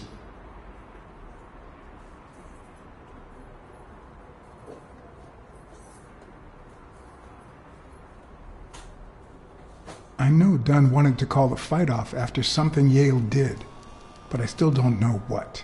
In any case, hopefully Yale will tell us more. Would you let me ask him some questions when he wakes up? I know you will, with or without my permission, so I'd rather not feel betrayed. In exchange, drop by the station when you can. Your investigation could really help my men. Who, by the way, must be waiting for me to interrogate Mary Purnell. Boy, she was hard to pry from Yale's side.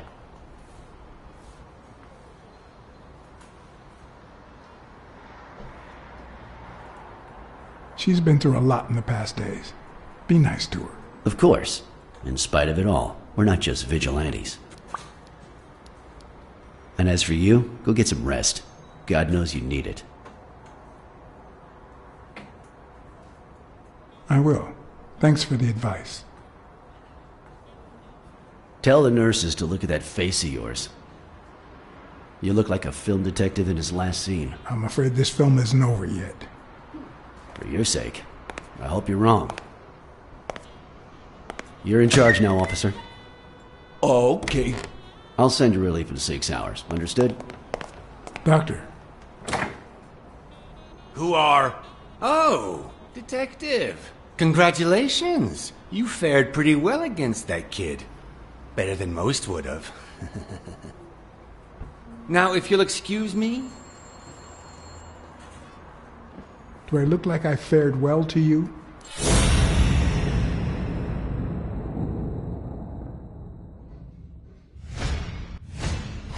We, as a society, simply don't trust reptiles. But that's not the real problem. The real problem is our extended belief that there's logic to that distrust, that it's natural and well-founded.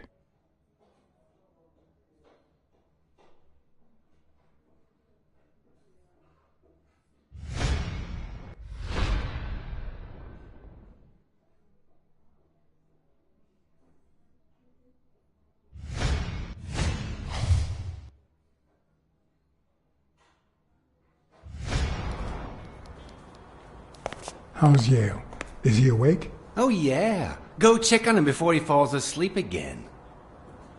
Although, try not to bother him with too many questions. Will this have long-term effects on his health? It's too soon to tell. He did have a heart attack after all.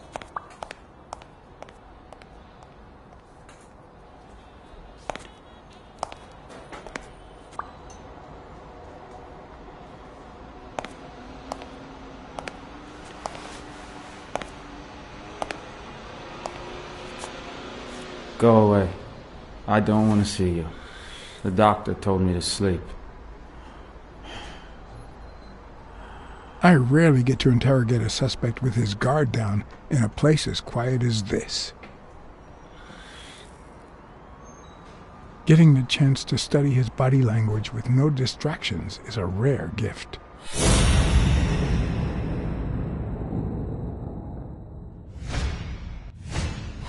He's looking straight at me. If he couldn't hold my stare, I'd think he's lying. But that's not the case.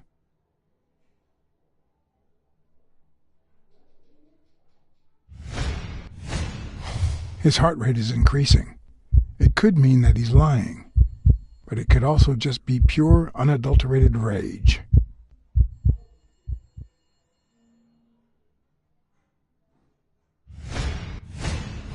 He's clenching his fist, a sign of contained anger. Clenched fist, fast heart rate, fixed stare. He feels some genuine rage towards me. I'm sorry you don't want to see me, but I saved your life, son. Maybe my aunt feels gratitude. I certainly don't. Luckily, I just got my medication. I'll be snoozing soon. All right, I'll just cut to the chase. Who killed Joe Dunn? What? Are you trying to confuse me? Joe hanged himself. Dunn was too short to hang himself with that rope. So, it's true? He was murdered.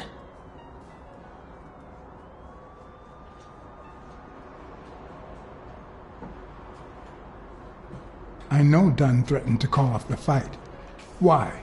How do you know that? I'm a detective. That was his anger talking. He never really meant it. It doesn't matter.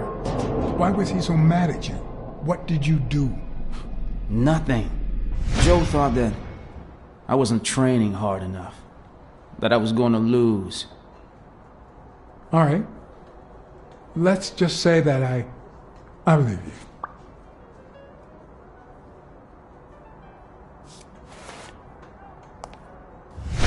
The murderer killed Dunn with a chest expander and planted evidence to make us believe it was suicide. But he also left enough clues behind to make sure we found the true murder weapon. Then he put the chest expander box in your locker to frame you. Do you know anyone that twisted and who also happens to have a motive? I don't know.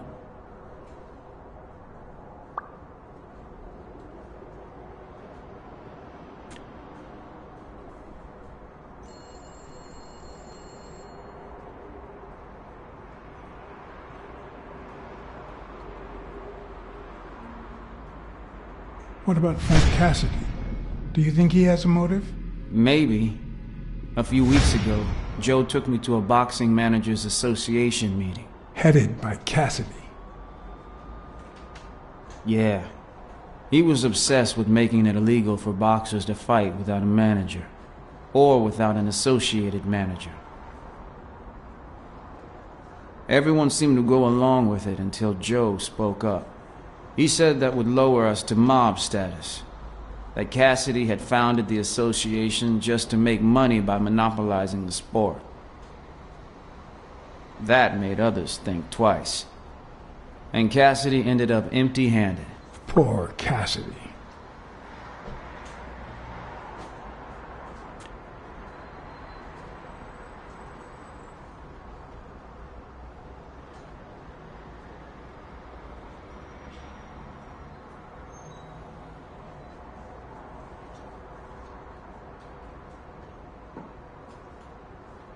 What about Sonia Dunn? Sonia?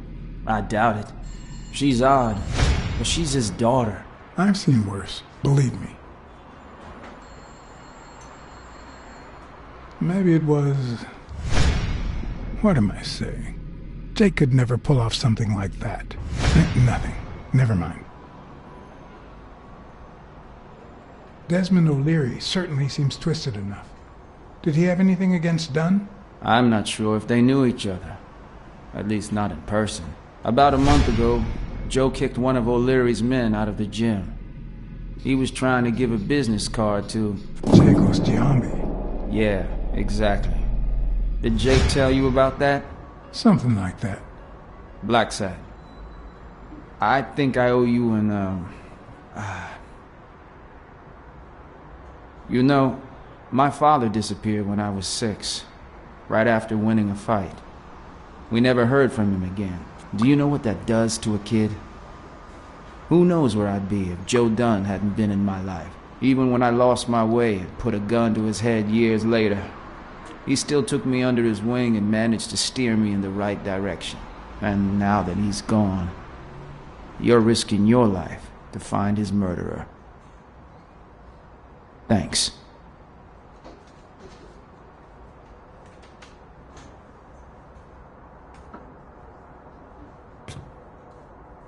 You're welcome.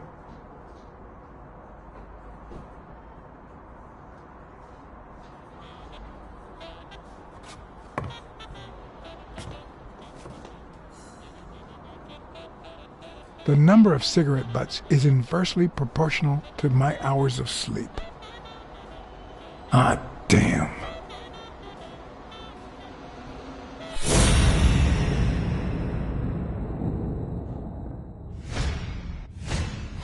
Is that eye movement normal?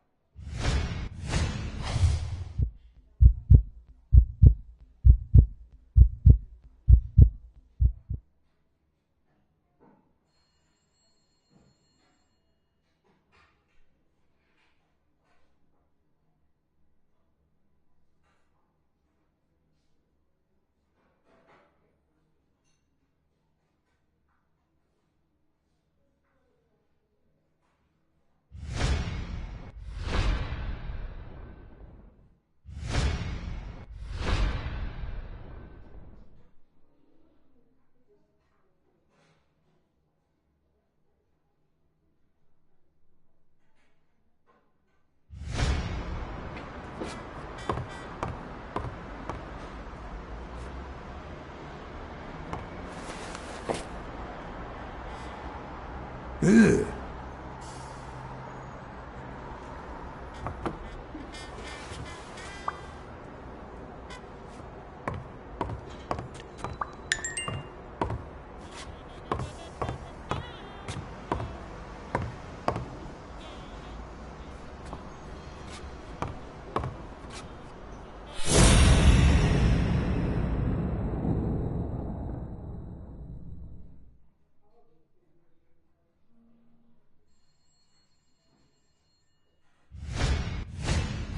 The hands say a lot about what's going on inside a person.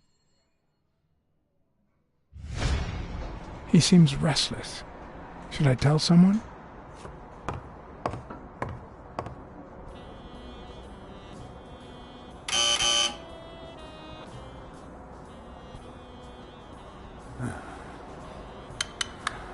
See? There's no fever whatsoever. He must be having a nightmare. Are you sure? Wouldn't you have nightmares too, after what he went through yesterday? I know I sure wouldn't sleep. I have nightmares myself, but those go way back. Oh, the poor thing. Do you know what my nightmare is? It's that witch I have to work with. Oh, good thing she's got trauma surgery at 12:30, but I wish it were a little sooner, you know?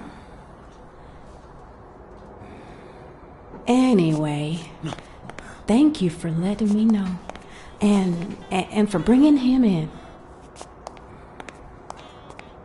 You don't know how excited I am to be involved in a criminal case. It might not be important, but I need to take a look at his medical report.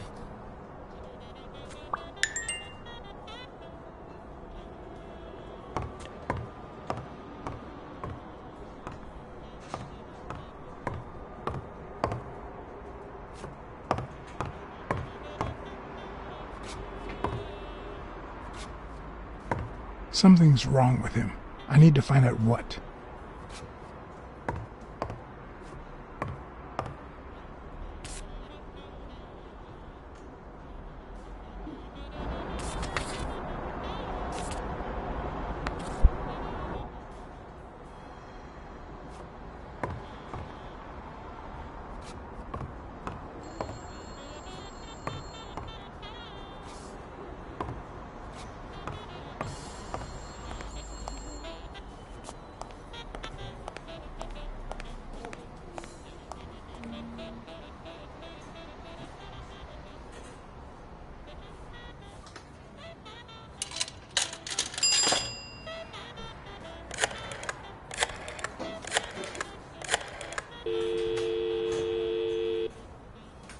Dunn's Gym.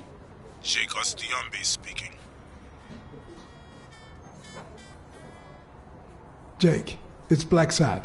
Could you get... I have work to do, John. Call you later. Ronald, get on that ring!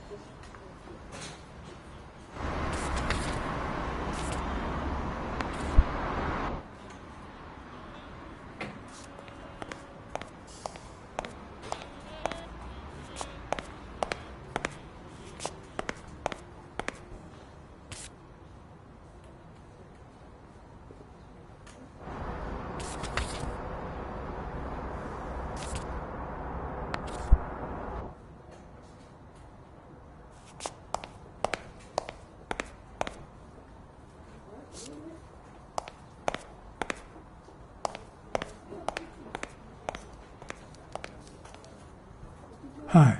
You're awake, handsome?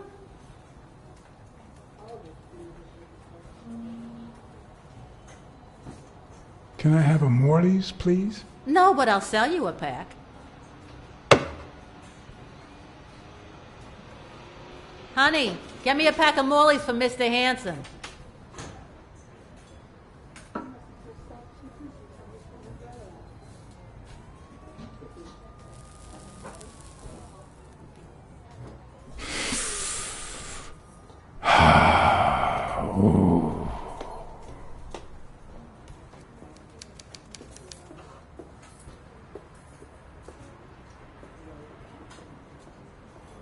They ran several tests on Bobby Yale last night after admitting him. Have the results come in yet? No, I don't think so, Hanson.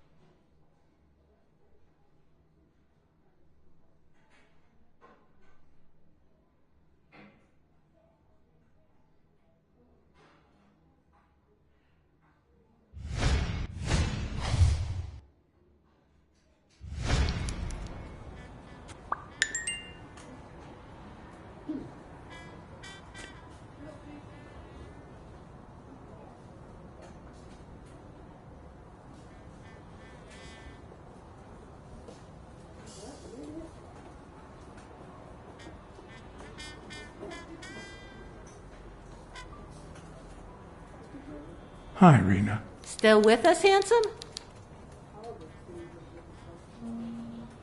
Come on. You've got Yale's report on the table. I can see it.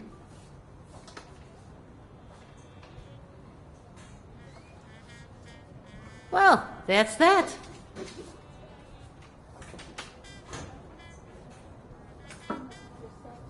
What if you show me Yale's report and I buy you dinner? You're handsome, all right, but I'm not stupid.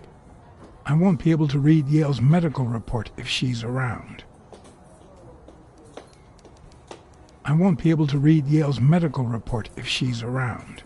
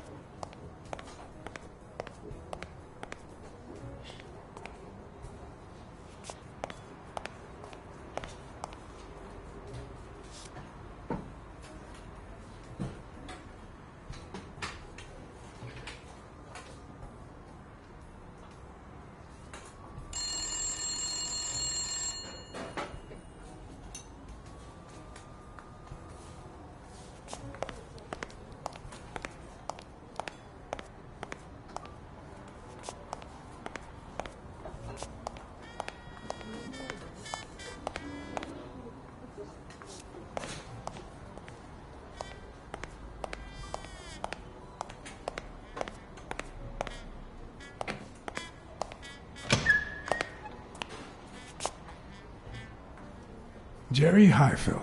Long time no see. Blacksad, I didn't want to wake you. How's the boy? Asleep. I hope he recovers in time for the fight. I got tickets. Although between you and me, he doesn't stand a chance. It'll be a fun bout, nonetheless. Not like this. God, this is boring.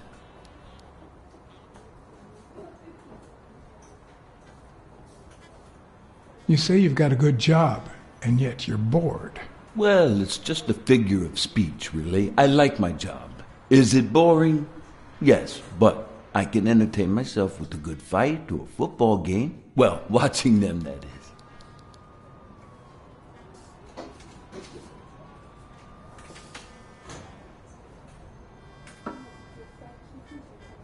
You want to smoke?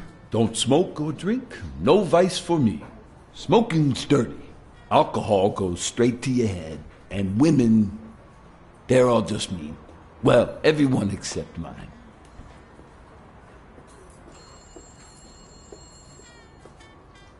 Are you sure about that?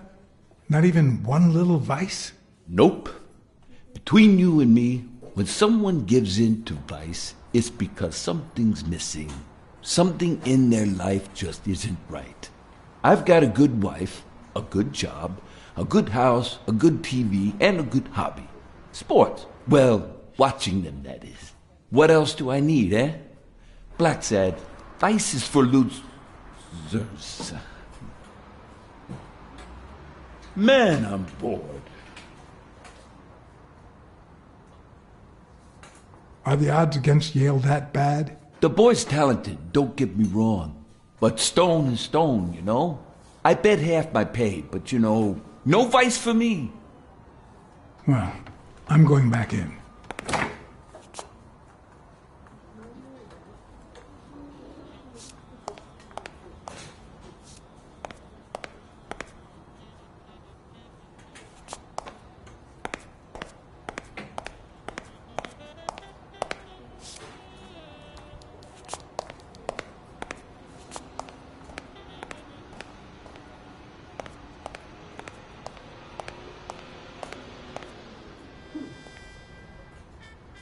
I won't be able to read Yale's medical report if she's around.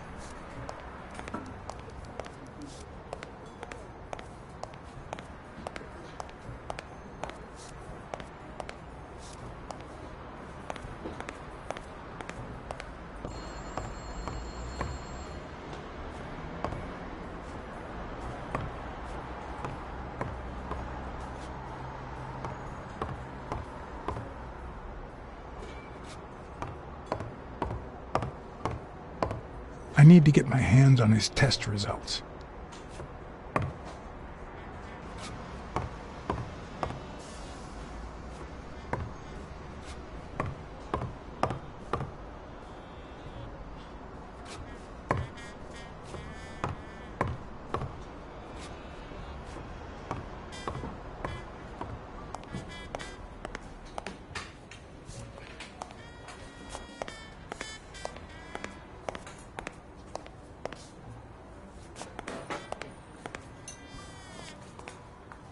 I won't be able to read Yale's medical report if she's around.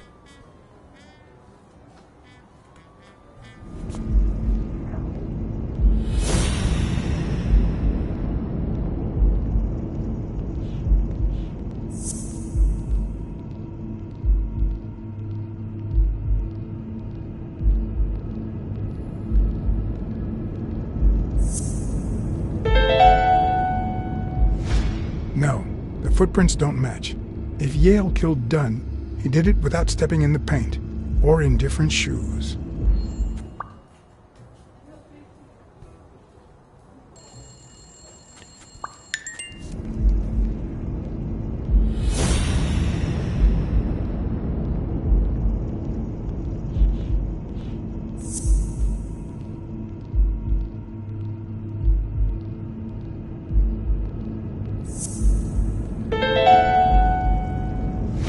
It seems like the Doe nurse will be assisting Dr. Talbot during his 12:30 surgery. In 4 hours. Could I get them to operate any sooner? I won't be able to read Yale's medical report if she's around.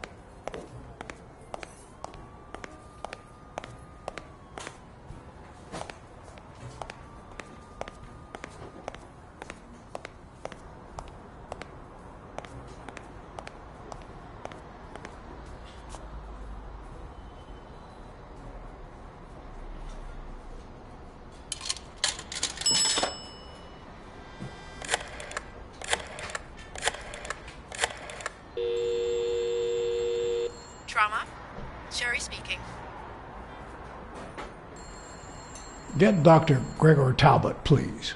Yes, 1 minute. No, actually, Dr. Talbot won't be in until 12:30 according to my registry. Can I ask who's calling, please?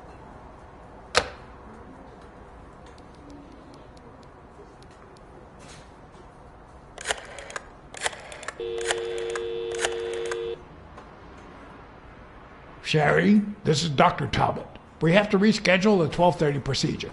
I want everyone in the operating room in 5 minutes. If anyone gives you any grief, tell them it's a matter of life or death. Understood?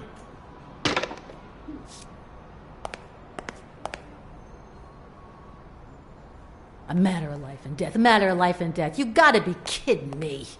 People.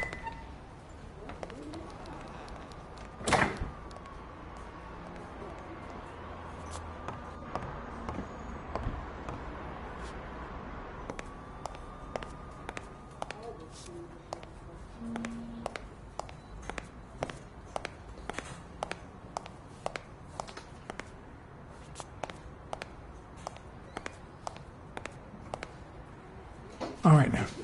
How do I put this? I need something that you... Oh. Only if you guess why I'm giving it to you.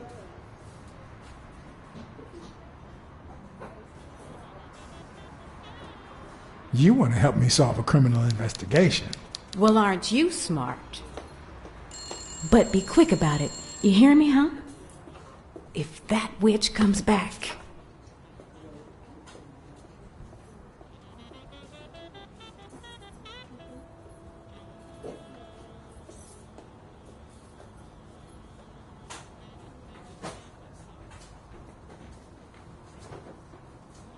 What? What does it say here? Ah, you know doctors. The top handwriting is mine. Let's see. Extrasystole and dehydration caused by panic attack. Extra what? You know, arrhythmia, like skipped heartbeats.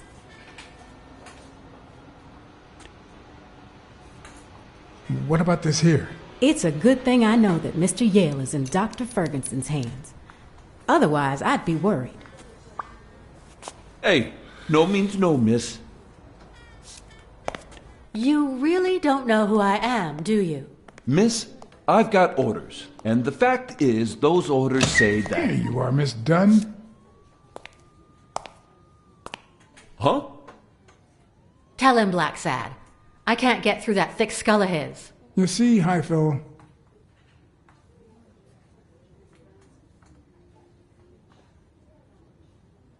she's the owner of Yale's gym.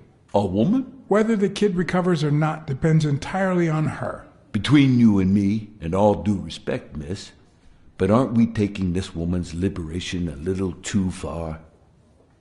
All right, let her in, but she's your responsibility. Thanks for convincing the cop. You hired me to find Yale. I wanted you to see him with your own eyes. I see. Anyway, you did your job. I'll send you a check the day after the fight. You can leave now.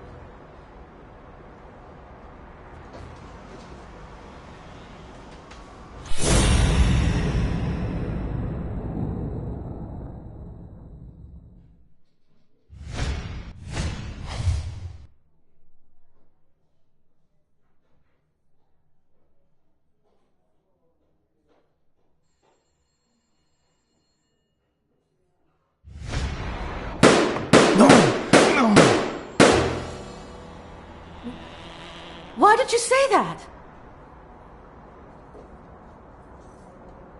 Anyway, you did your job. I'll send you a check the day after the fight. You can leave now.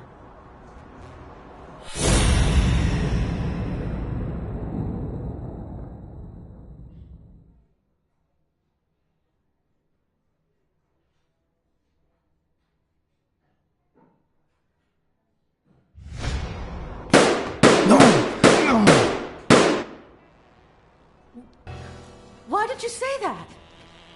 Man, that's so retarded. I can't even, like, fucking... Anyway, you did your job. I'll send you a check the day after the fight. Stop it. You can leave now. Why did you come? What are you doing here?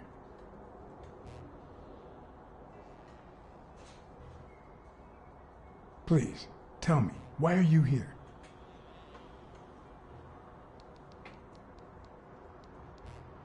Sonia, I need an answer. No! No! Why did you say that? Anyway, you did your job. I'll send you a check the day after the fight. You can leave now.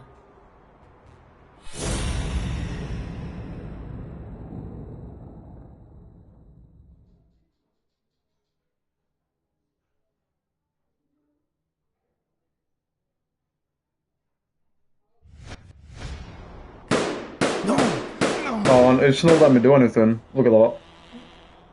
Why did you say that? It's not even letting me do anything. This game's like full of bugs.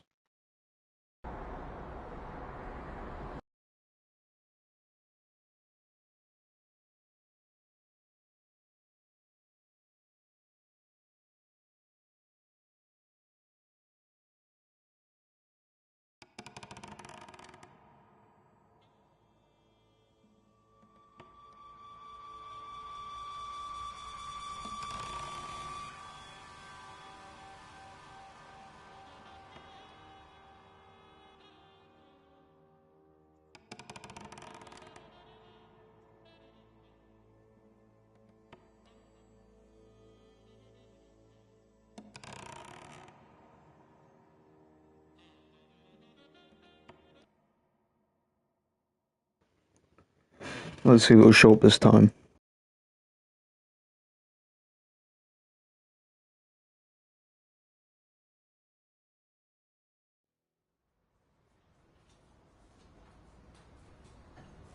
Hey, no means no, miss. You really don't know who I am, do you? Miss, I've got orders. And the fact is, those orders say that... There you are, Miss Dunn. Huh? Tell him, Blacksad. I can't get through that thick skull of his. You see, Highfill, this is my assistant, Jerry. Assistant? How so? She's helping me with the investigation. Between you and me, and all due respect, miss, but aren't we taking this woman's liberation a little too far? All right, go ahead. I guess it's her business after all. Your assistant? You think I'd make a good detective?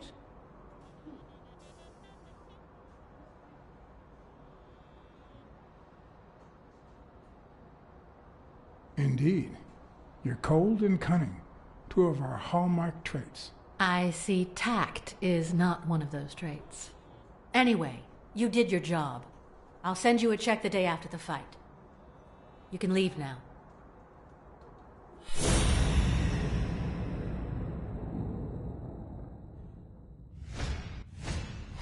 Huh, no. Now it lets me do it. She's gonna do something stupid. Sonia, don't. You killed my father. You said so yourself.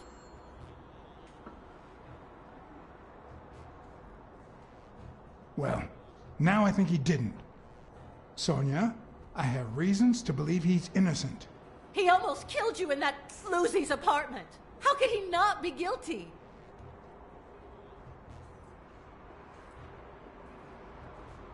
All right, shoot. I'll arrest you myself. Are you that eager to rot in prison? Shut up.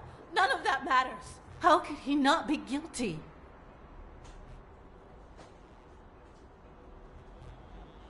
Your father wouldn't want you to do this. He was a just man, and this is not justice.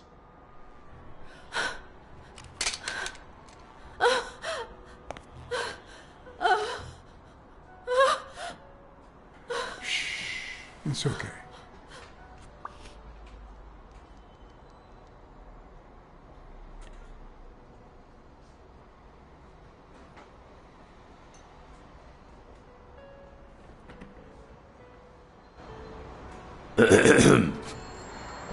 Uncle Tim!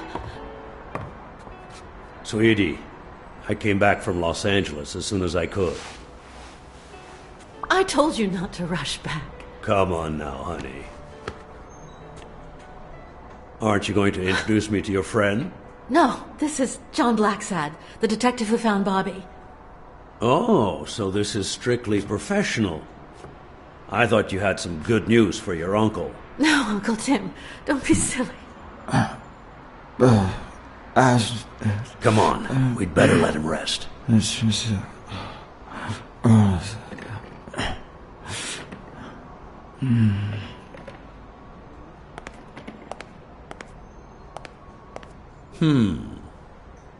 I see. Let's say you're right and Bobby Yale is innocent. Who should we focus on now? We? Well, your father turned down my money, but he made me promise one thing, that I'd take care of you if anything happened to him. But I can... I know you're perfectly capable of managing that gym on your own, but we don't even know if he'll be ready to fight Stone. Besides, someone seems really invested in stopping that fight, and someone has to pay Mr. Blacksad to get to the bottom of all this. Please, talk some sense into her.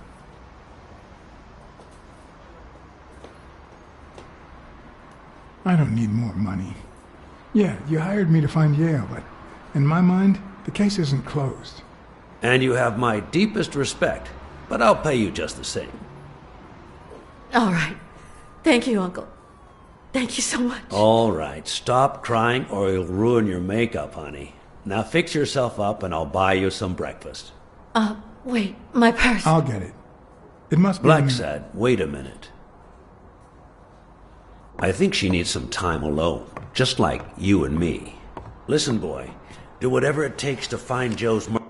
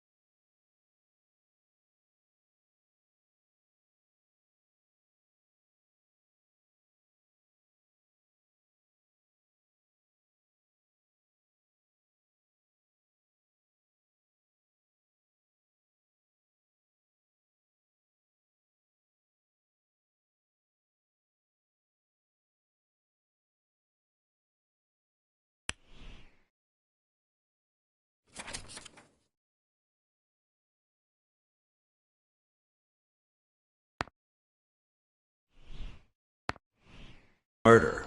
Whatever it takes. If things get messy, don't worry. I'll clean them up. Deal? Sure. I'll do my best. Thank you. I trust you to get that ball to the end zone. No. Are you telling stories about the great iron arm again? Wait a minute. Of course. The Milestones quarterback. Tim Iron Arm Thorpe. It's a good thing folks usually recognize me sooner. Blacksad, you coming to breakfast? I'd love to, but I have to go ask for a favor.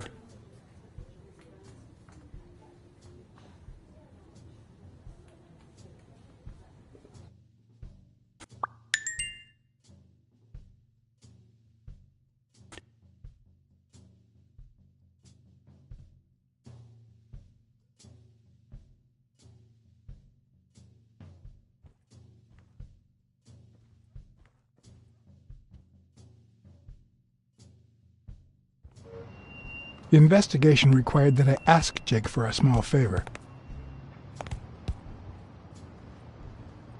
Or demand it, if worst came to worst.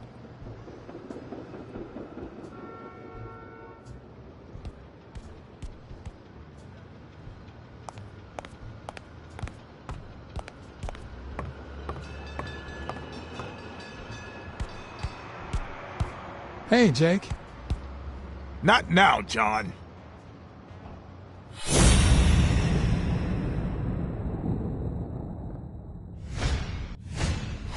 Not the smartest cookie in the jar, nor the most tactful. But do I trust him? No. Do I consider him a friend? Yes.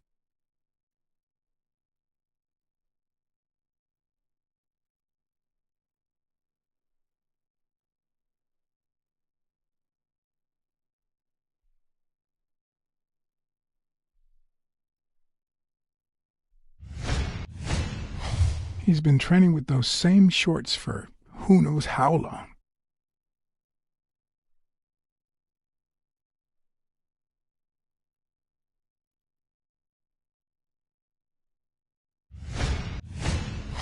I hope he never feels inclined to hit me. He's twice my size.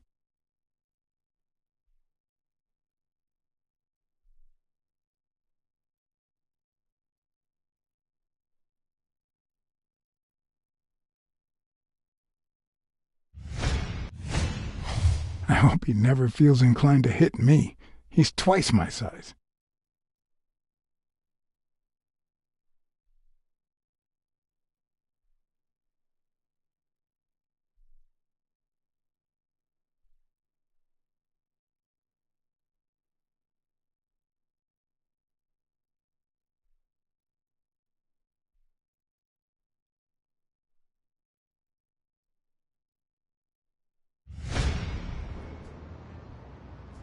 Hey, Jake.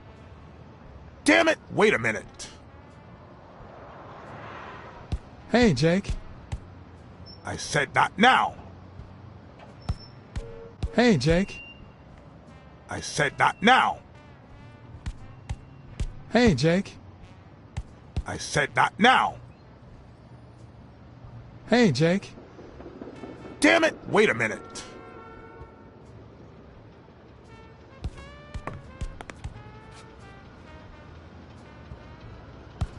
Hey, hi. Hey, focus, will ya?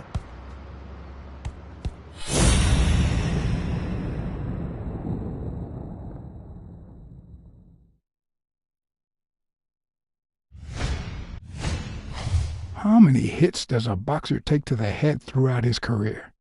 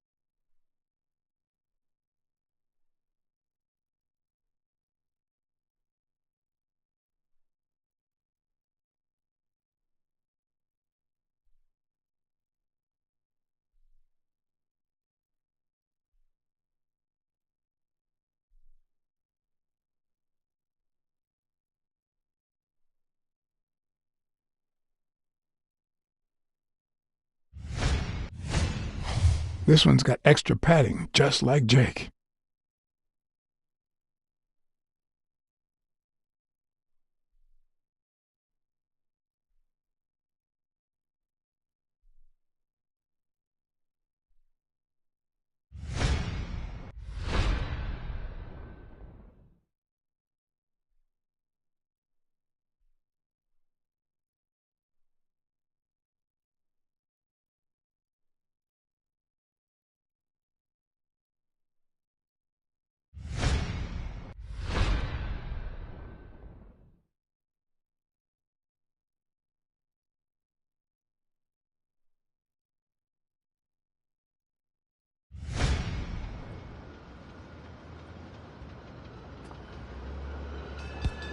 Hey, Jake.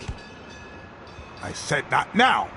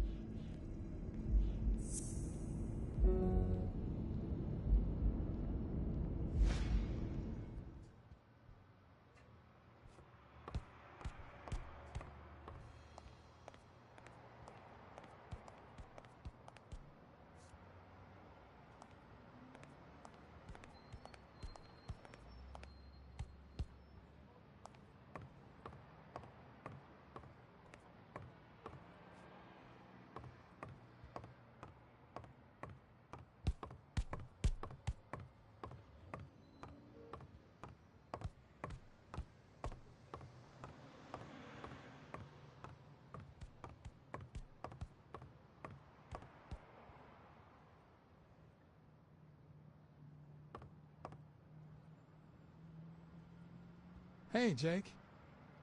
Damn it! Wait a minute.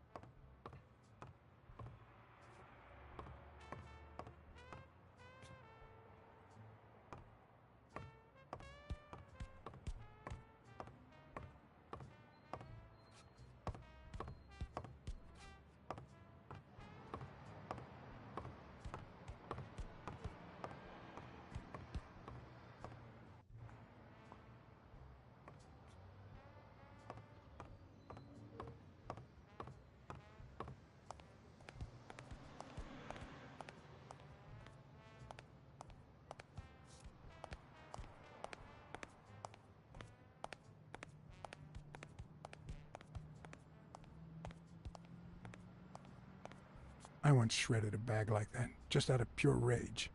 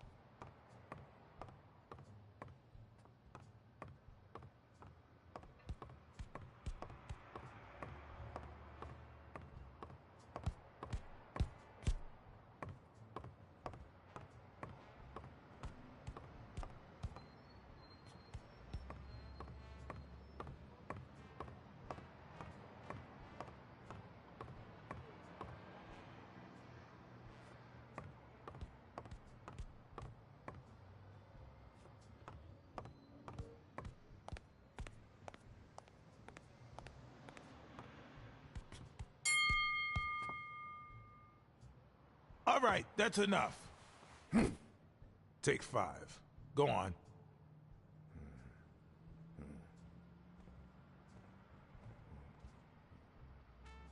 What, John? What's so important?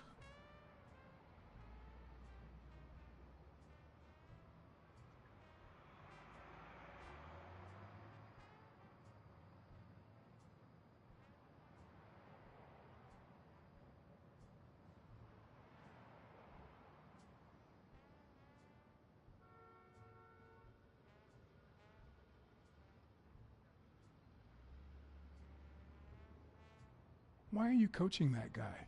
Oh, that's right. You don't know. Sonya asked me to run the gym. Well, at least the fun part. As soon as Bobby Yale's back on his feet, I'll turn him into a champ. I'll make him crush stone. Just you wait. What? Why are you looking at me like that?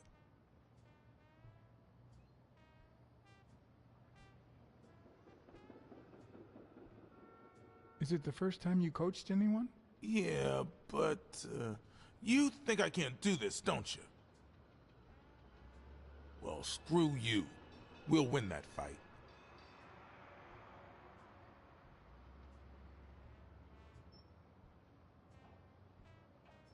Could you tell me where O'Leary's headquarters are? What for? No. You could get me into trouble. No way.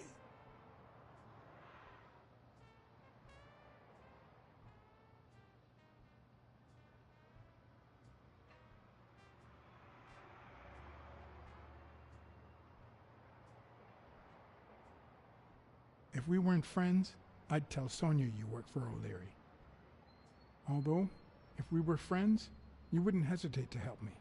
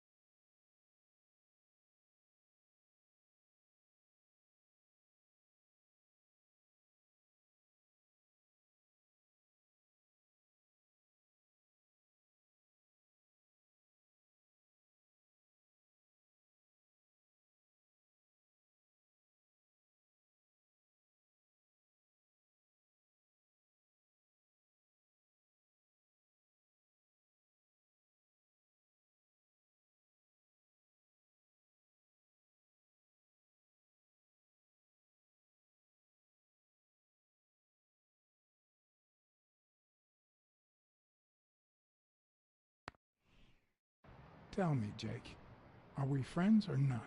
Damned cat. All right. O'Leary's hideout is in the basement of a Chinese restaurant. But I don't even know how to get in.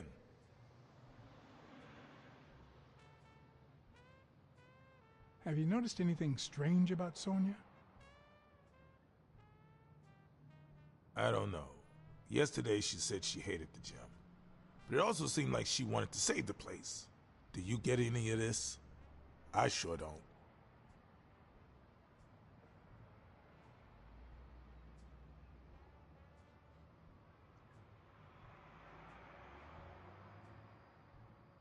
It's just the way folks are. We say one thing, and then we go and do the opposite. You just can't expect us to be consistent.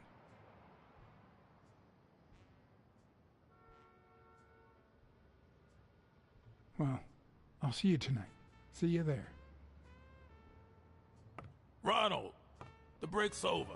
After 30 hours of work and several beatings, every bone in my body ached for a bed. Now it's my turn. So I went home to recharge. Because the night ahead was bound to be promising.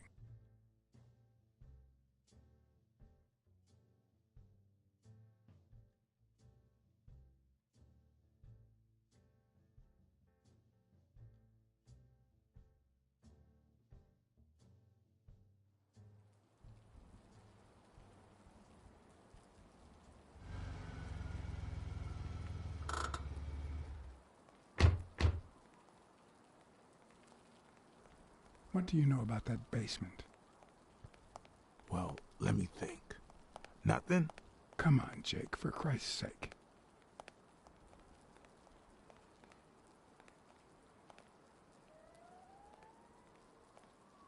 Strain that little boxer brain. You must know something.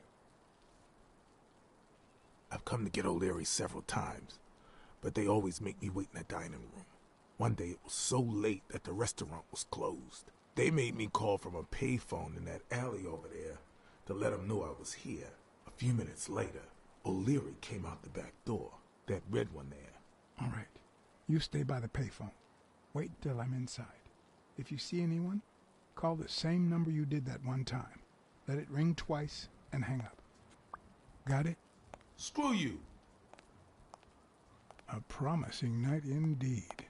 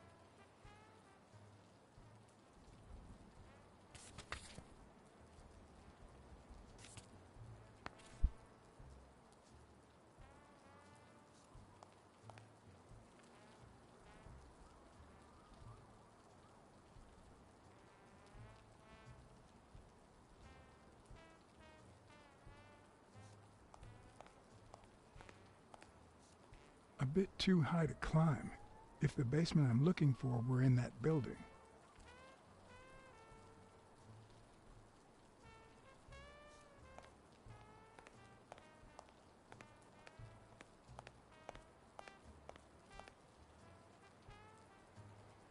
No, the plan will only work if O'Leary doesn't know I've been here.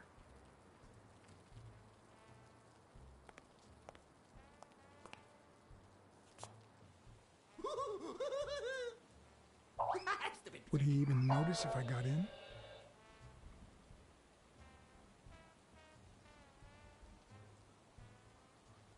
Does he need a shotgun to deal with suppliers? Stupid rabbit.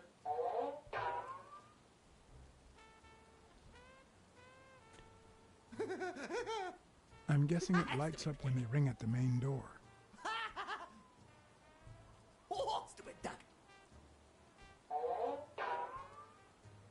Maybe it leads to the basement.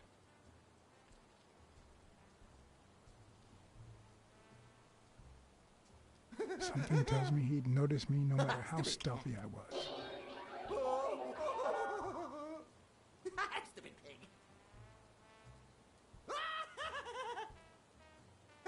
Stupid coyote. Or maybe this is the way to the basement and not that corridor. Stupid pig.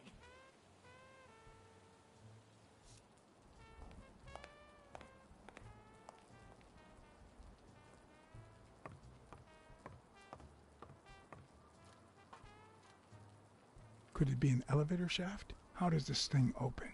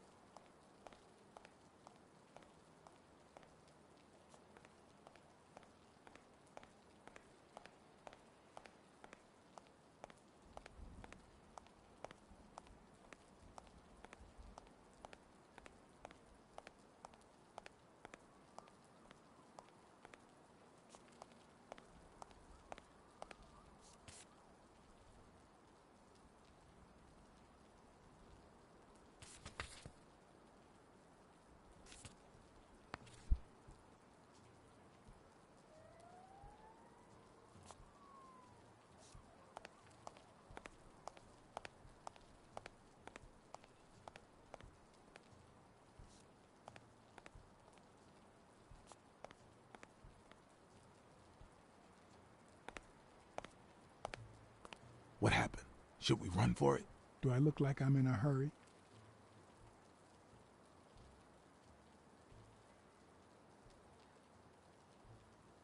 I need you to go to the front door and ring the bell. Alright, is there a bar in that alley? Have you been drinking? Count to 30, ring the bell, then run for the car. Got it? Whoa, you better send a bunch of Natalias my way after this. So, now what are you gonna do? I'll open the door with my lockpicks. Once I'm in, I'm still not sure if I'll take the hall or the door on the right.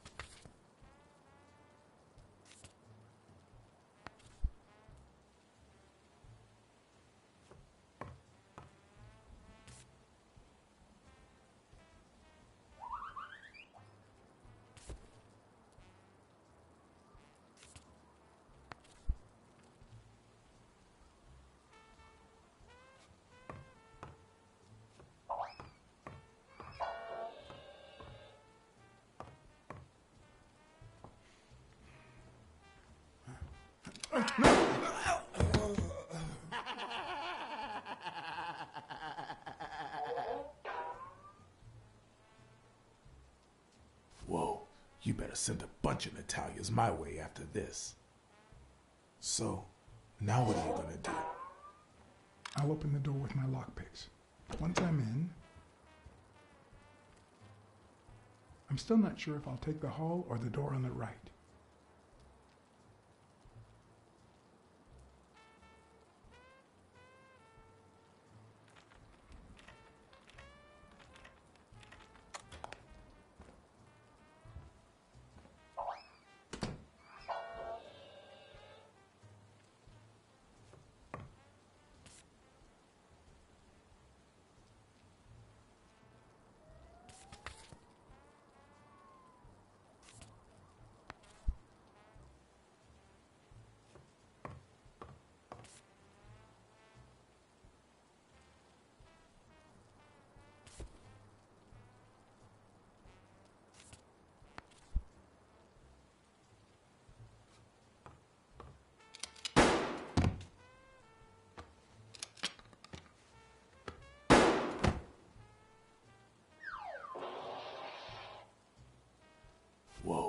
You better send a bunch of Natalias my way after this. So, now what are you gonna do?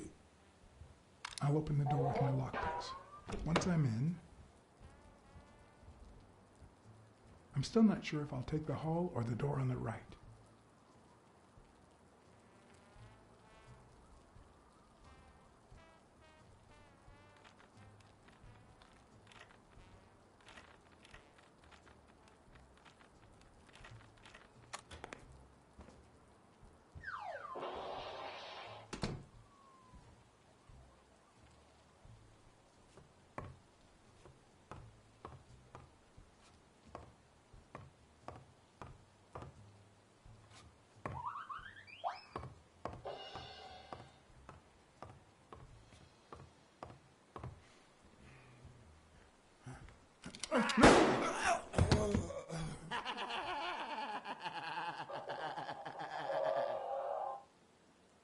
Whoa, you better send a bunch of Natalias my way after this.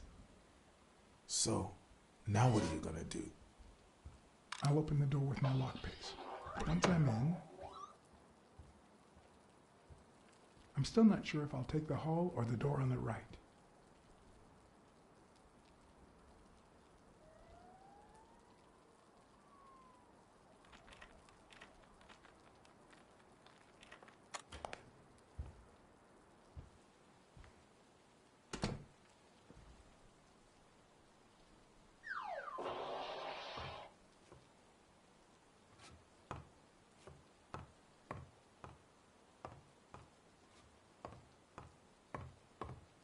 The lock on that door was not your standard model. I had to give it my all.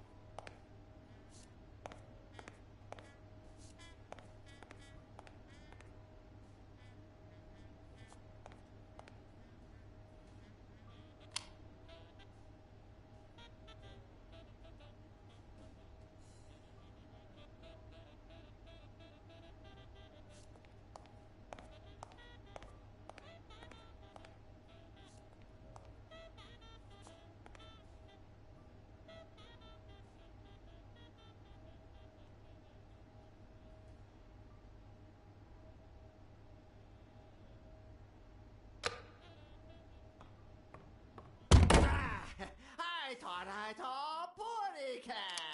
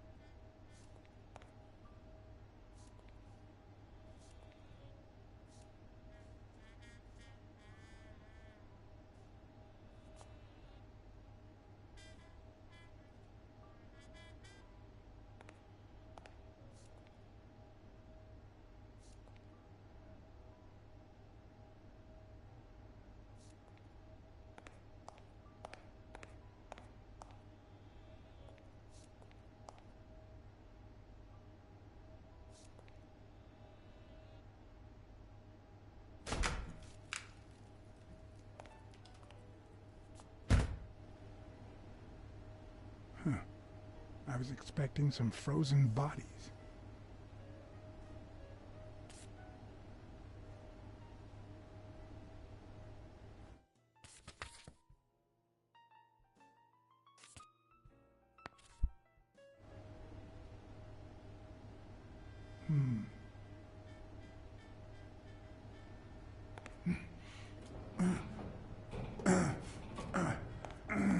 It won't budge.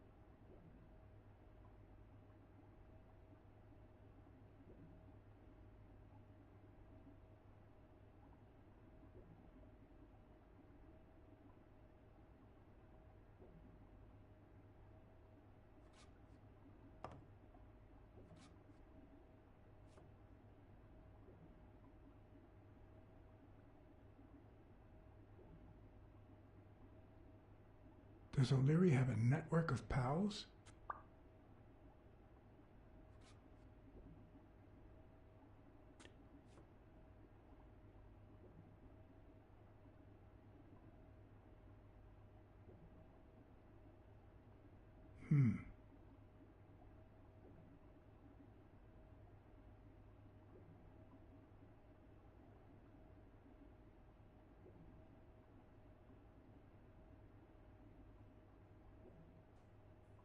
There's one on each table,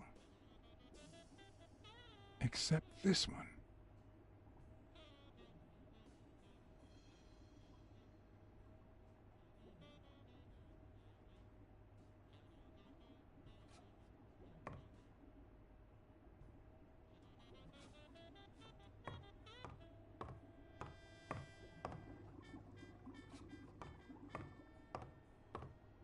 Wow. I didn't realize you could place so many bets on a single baseball game.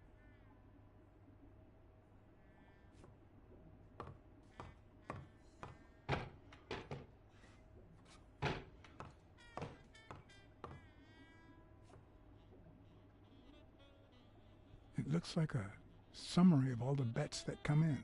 Day, amount, bet, wagerer. Wait a minute. Did O'Leary himself bet $5,000 on Yale? A little thingamajig that adds on its own. What'll they think of next?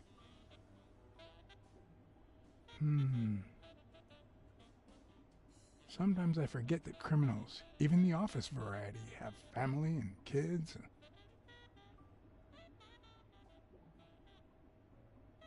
Yet another example of how crime always pays. 16 days until the fight.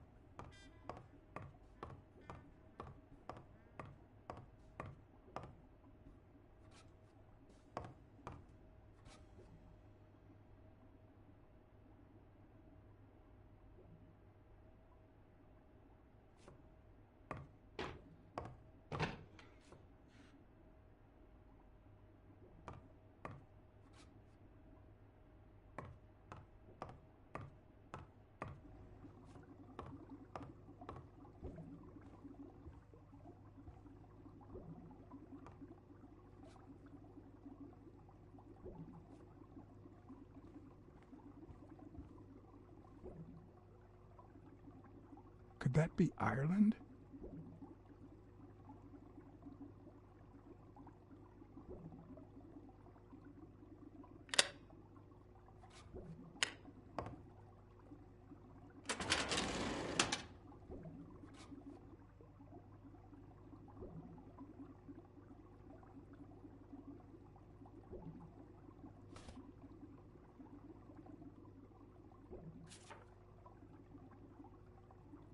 Strange as it may seem, the reports revealed that O'Leary had hired Jake as a bodyguard precisely because he was absolutely clean.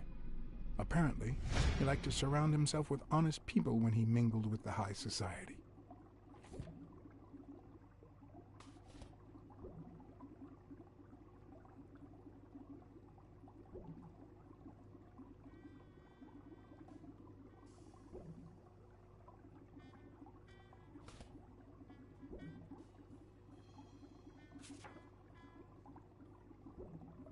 Helen Moore's file was, by far, one of the juiciest. She had been just a run-of-the-mill tennis player until O'Leary launched her career by rigging enough games to help her climb the ranking. However, O'Leary hadn't fixed any of her games in over a year. In spite of that, she remained undefeated. Be as it may, it was clear that O'Leary had enough information to ruin her career.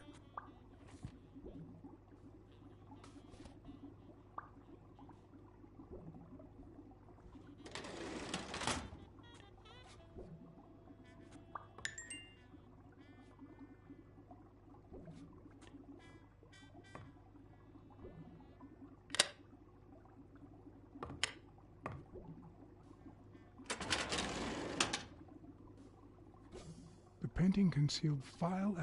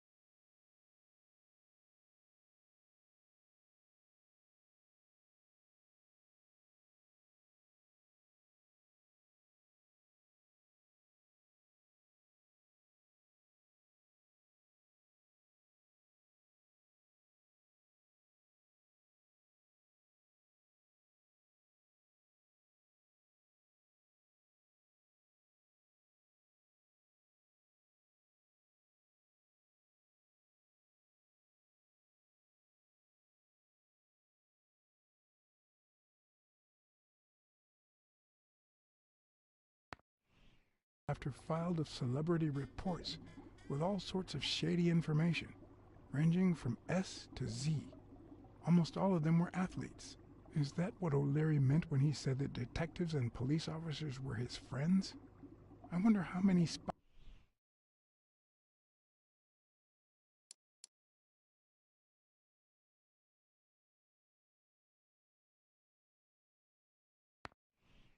for him. If I were to pitch in, who would I spy on?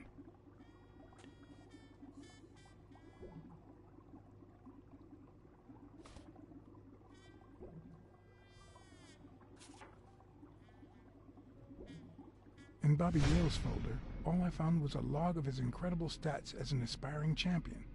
20 victories, 16 by knockout. Although, at the end of the report, someone had underlined one word several times. Untouchable.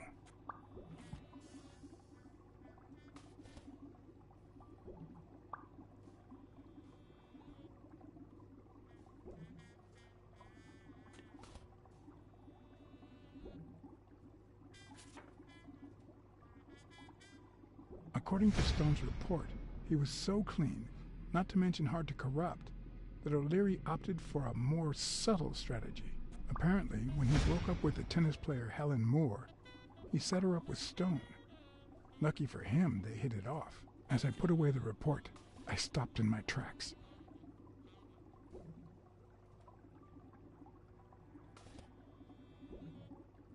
Did I really want to risk knowing what O'Leary had on my good friend, the incorruptible police commissioner?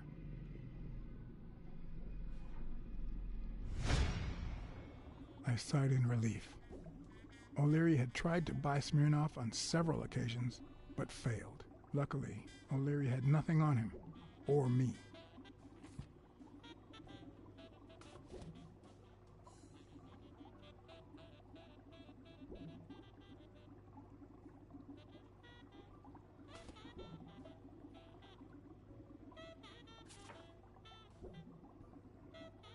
Thorpe had been a rising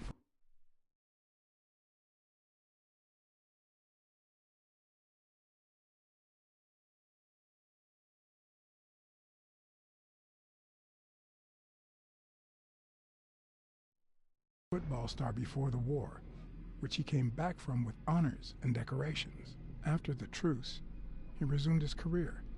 He won 3 season trophies and a couple of MVP awards. He retired after an accident that left him paralyzed from the waist down. He started his own sports advertising agency 4 years ago, but according to the files, O'Leary hadn't even tried to corrupt him.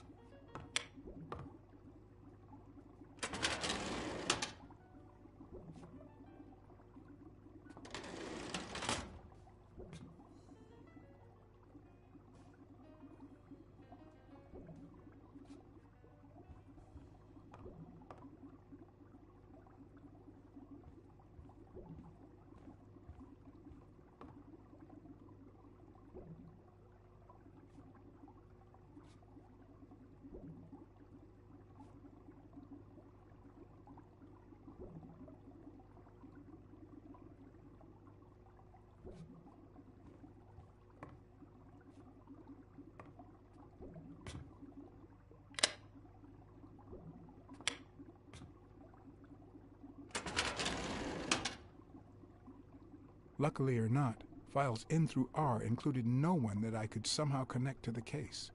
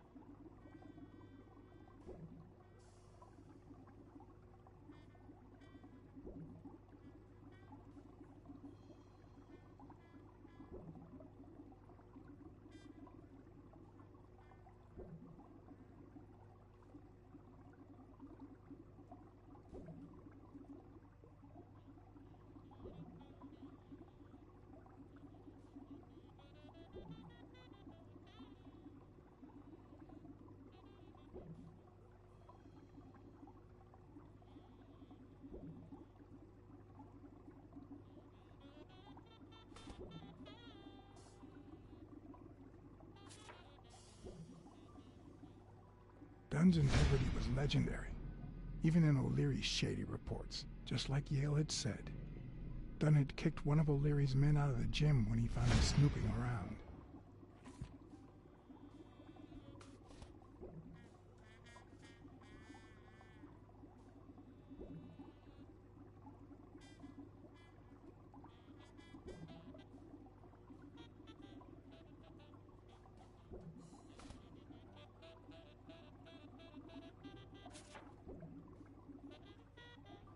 Cassidy's report was possibly the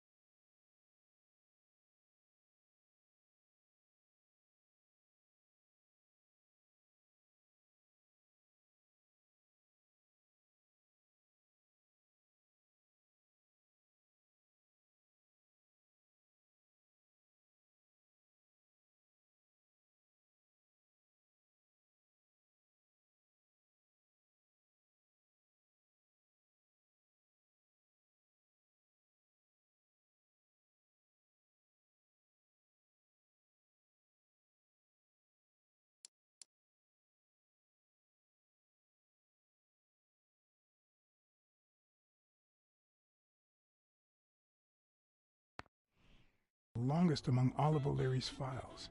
Apparently, their rivalry went way back. So much so that they spied on each other in the most unthinkable ways. At least I was able to confirm what Yale had told me. Cassidy had threatened Dunn after he refused to join the managers' union.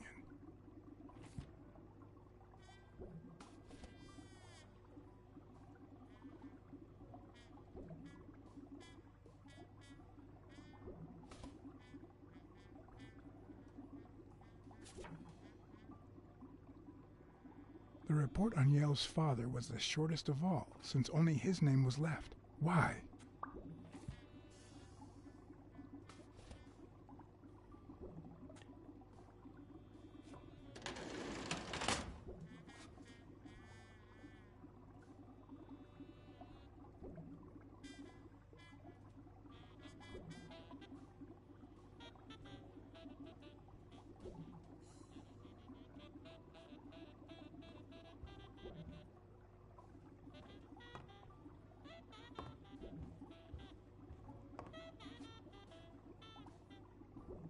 A Crossler? The good news is, I don't need lockpicks to open it. The bad news, I didn't bring explosives.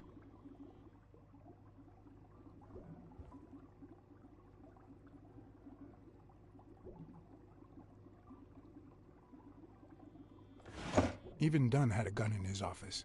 O'Leary couldn't possibly be the exception.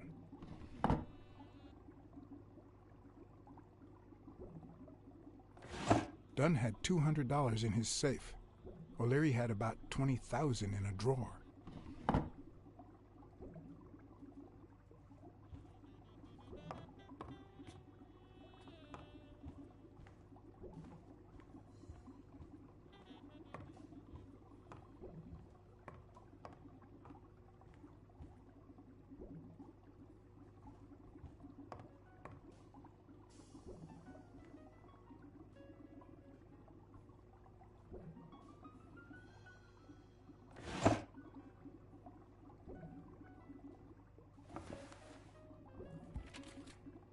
Limited edition copy 2 of 3. We listen, if you call it listening, to the sentimental romance.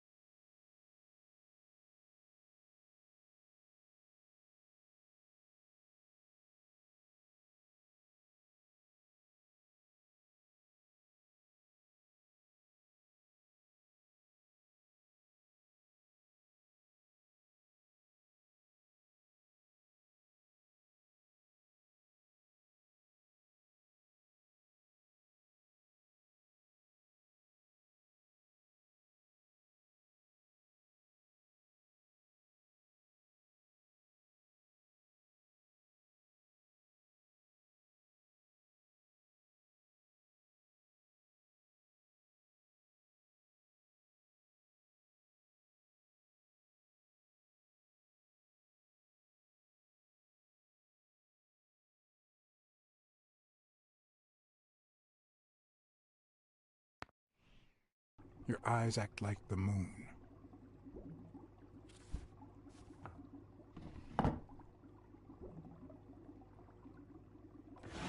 If they're not together anymore, why does O'Leary keep so many pictures of romantic moments with Helen Moore?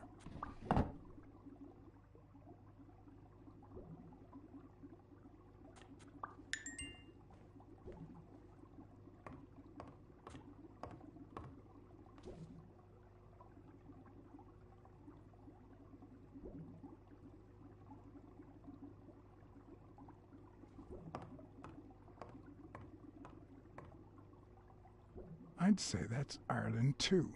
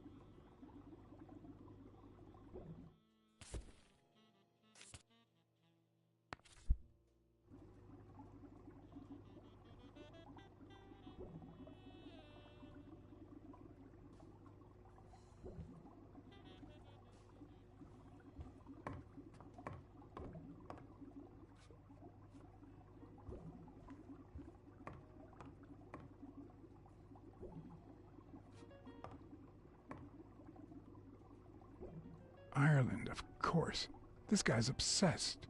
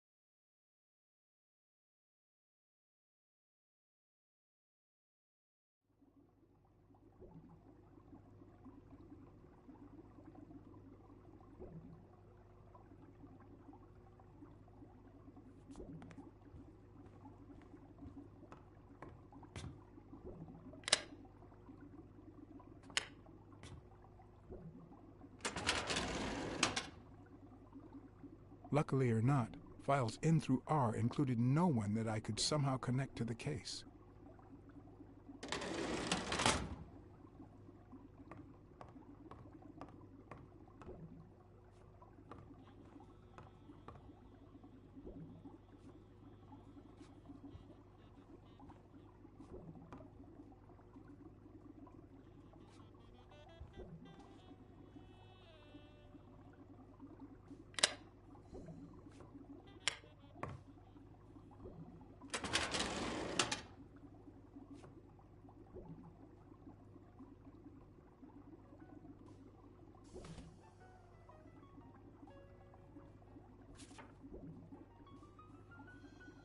The report on Yale's father was the shortest of all, since only his name was left. Why?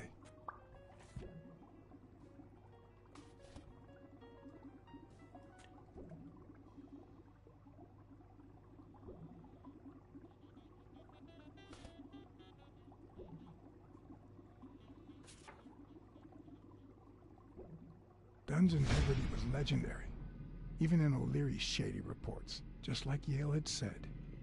Dunn had kicked one of O'Leary's men out of the gym when he found him snooping around.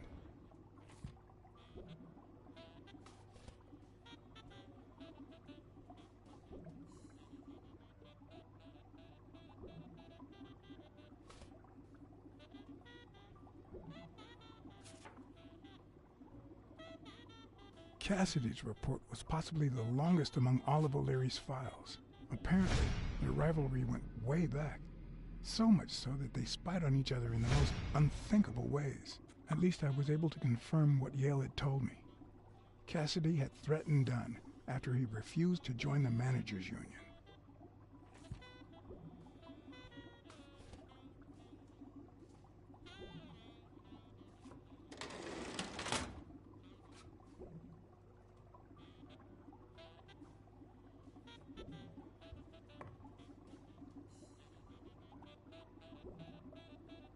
A Crossler? The good news is, I don't need lockpicks to open it. The bad news, I didn't bring explosives.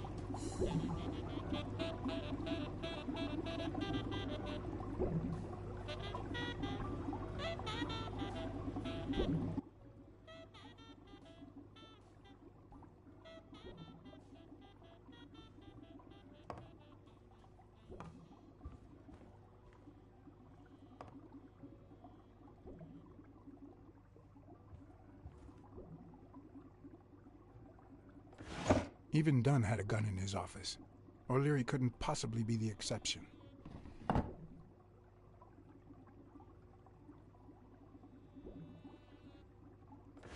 Dunn had $200 in his safe. O'Leary had about $20,000 in a drawer.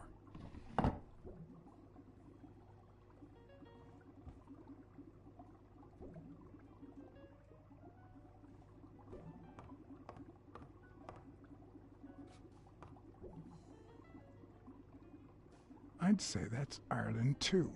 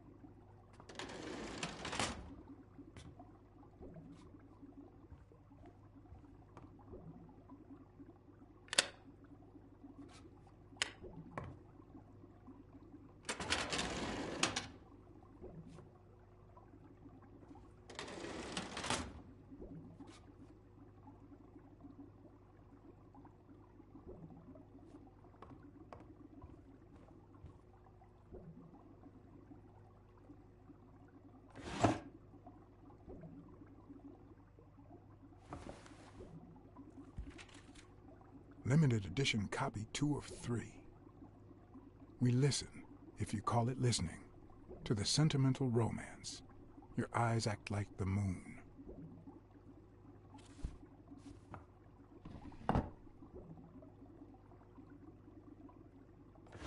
If they're not together anymore, why does O'Leary keep so many pictures of romantic moments with Helen Moore?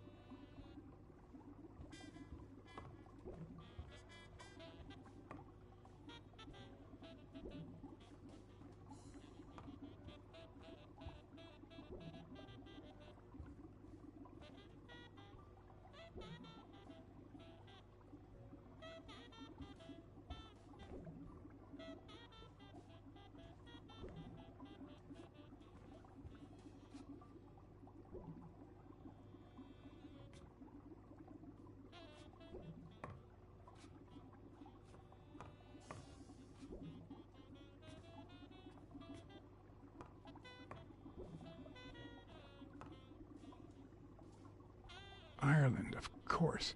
This guy's obsessed.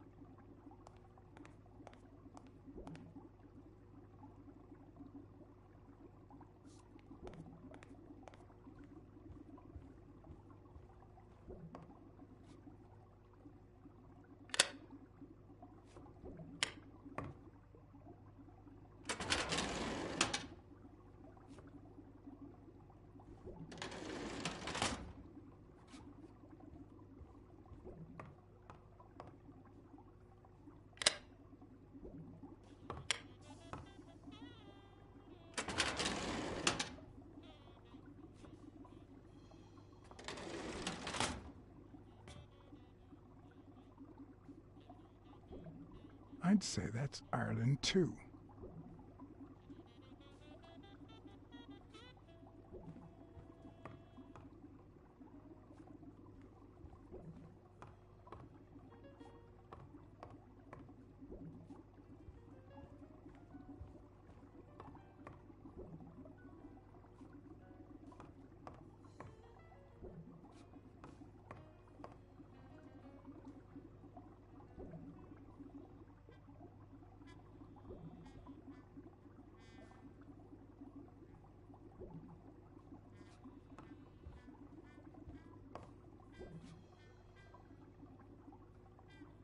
Ireland, of course. This guy's obsessed.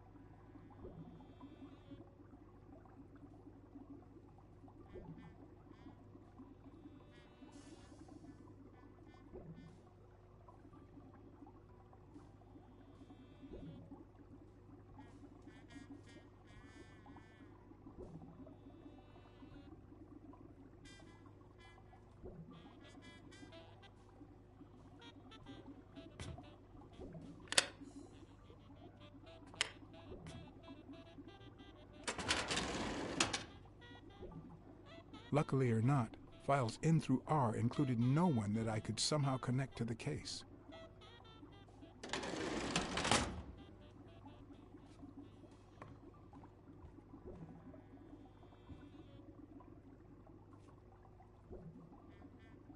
I hope I never become the object of O'Leary's obsession.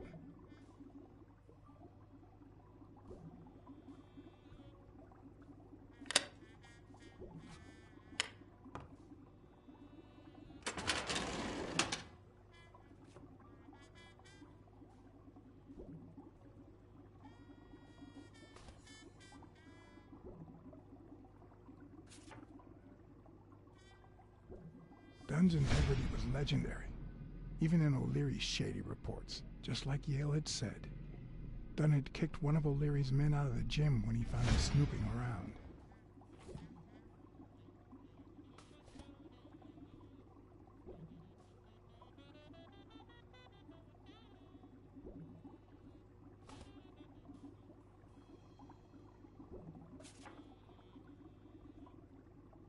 The report on Yale's father was the shortest of all, since only his name was left. Why?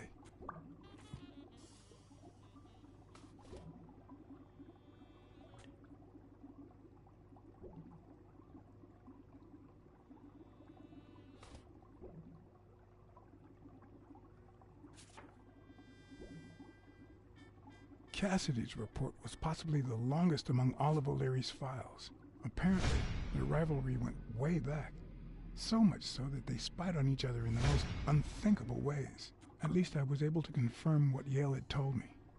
Cassidy had threatened Dunn after he refused to join the managers' union.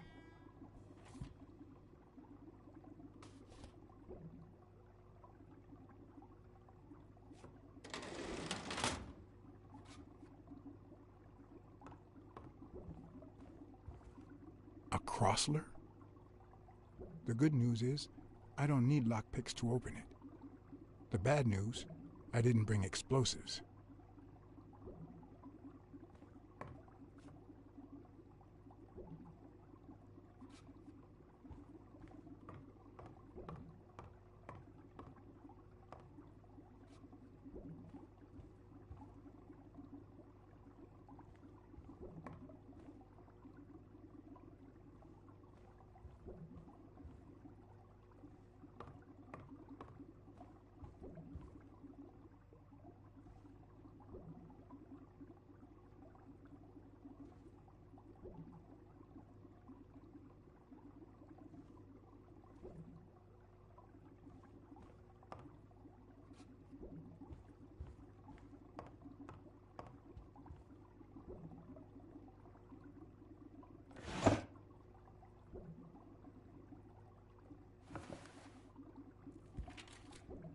Limited edition copy 2 of 3.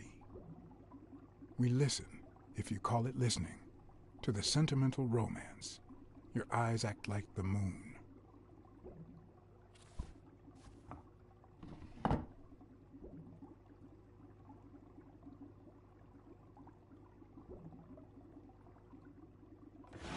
If they're not together anymore, why does O'Leary keep so many pictures of romantic moments with Helen Moore?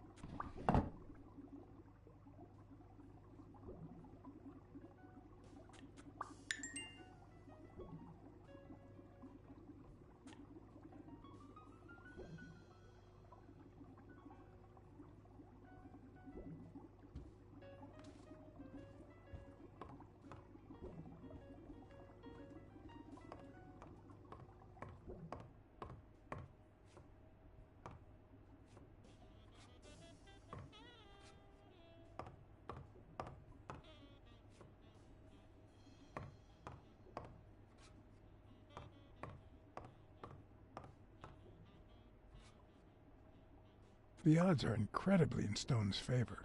I guess that he's the reigning champion, and Bobby Yale is just a contender, but maybe word got out about his condition.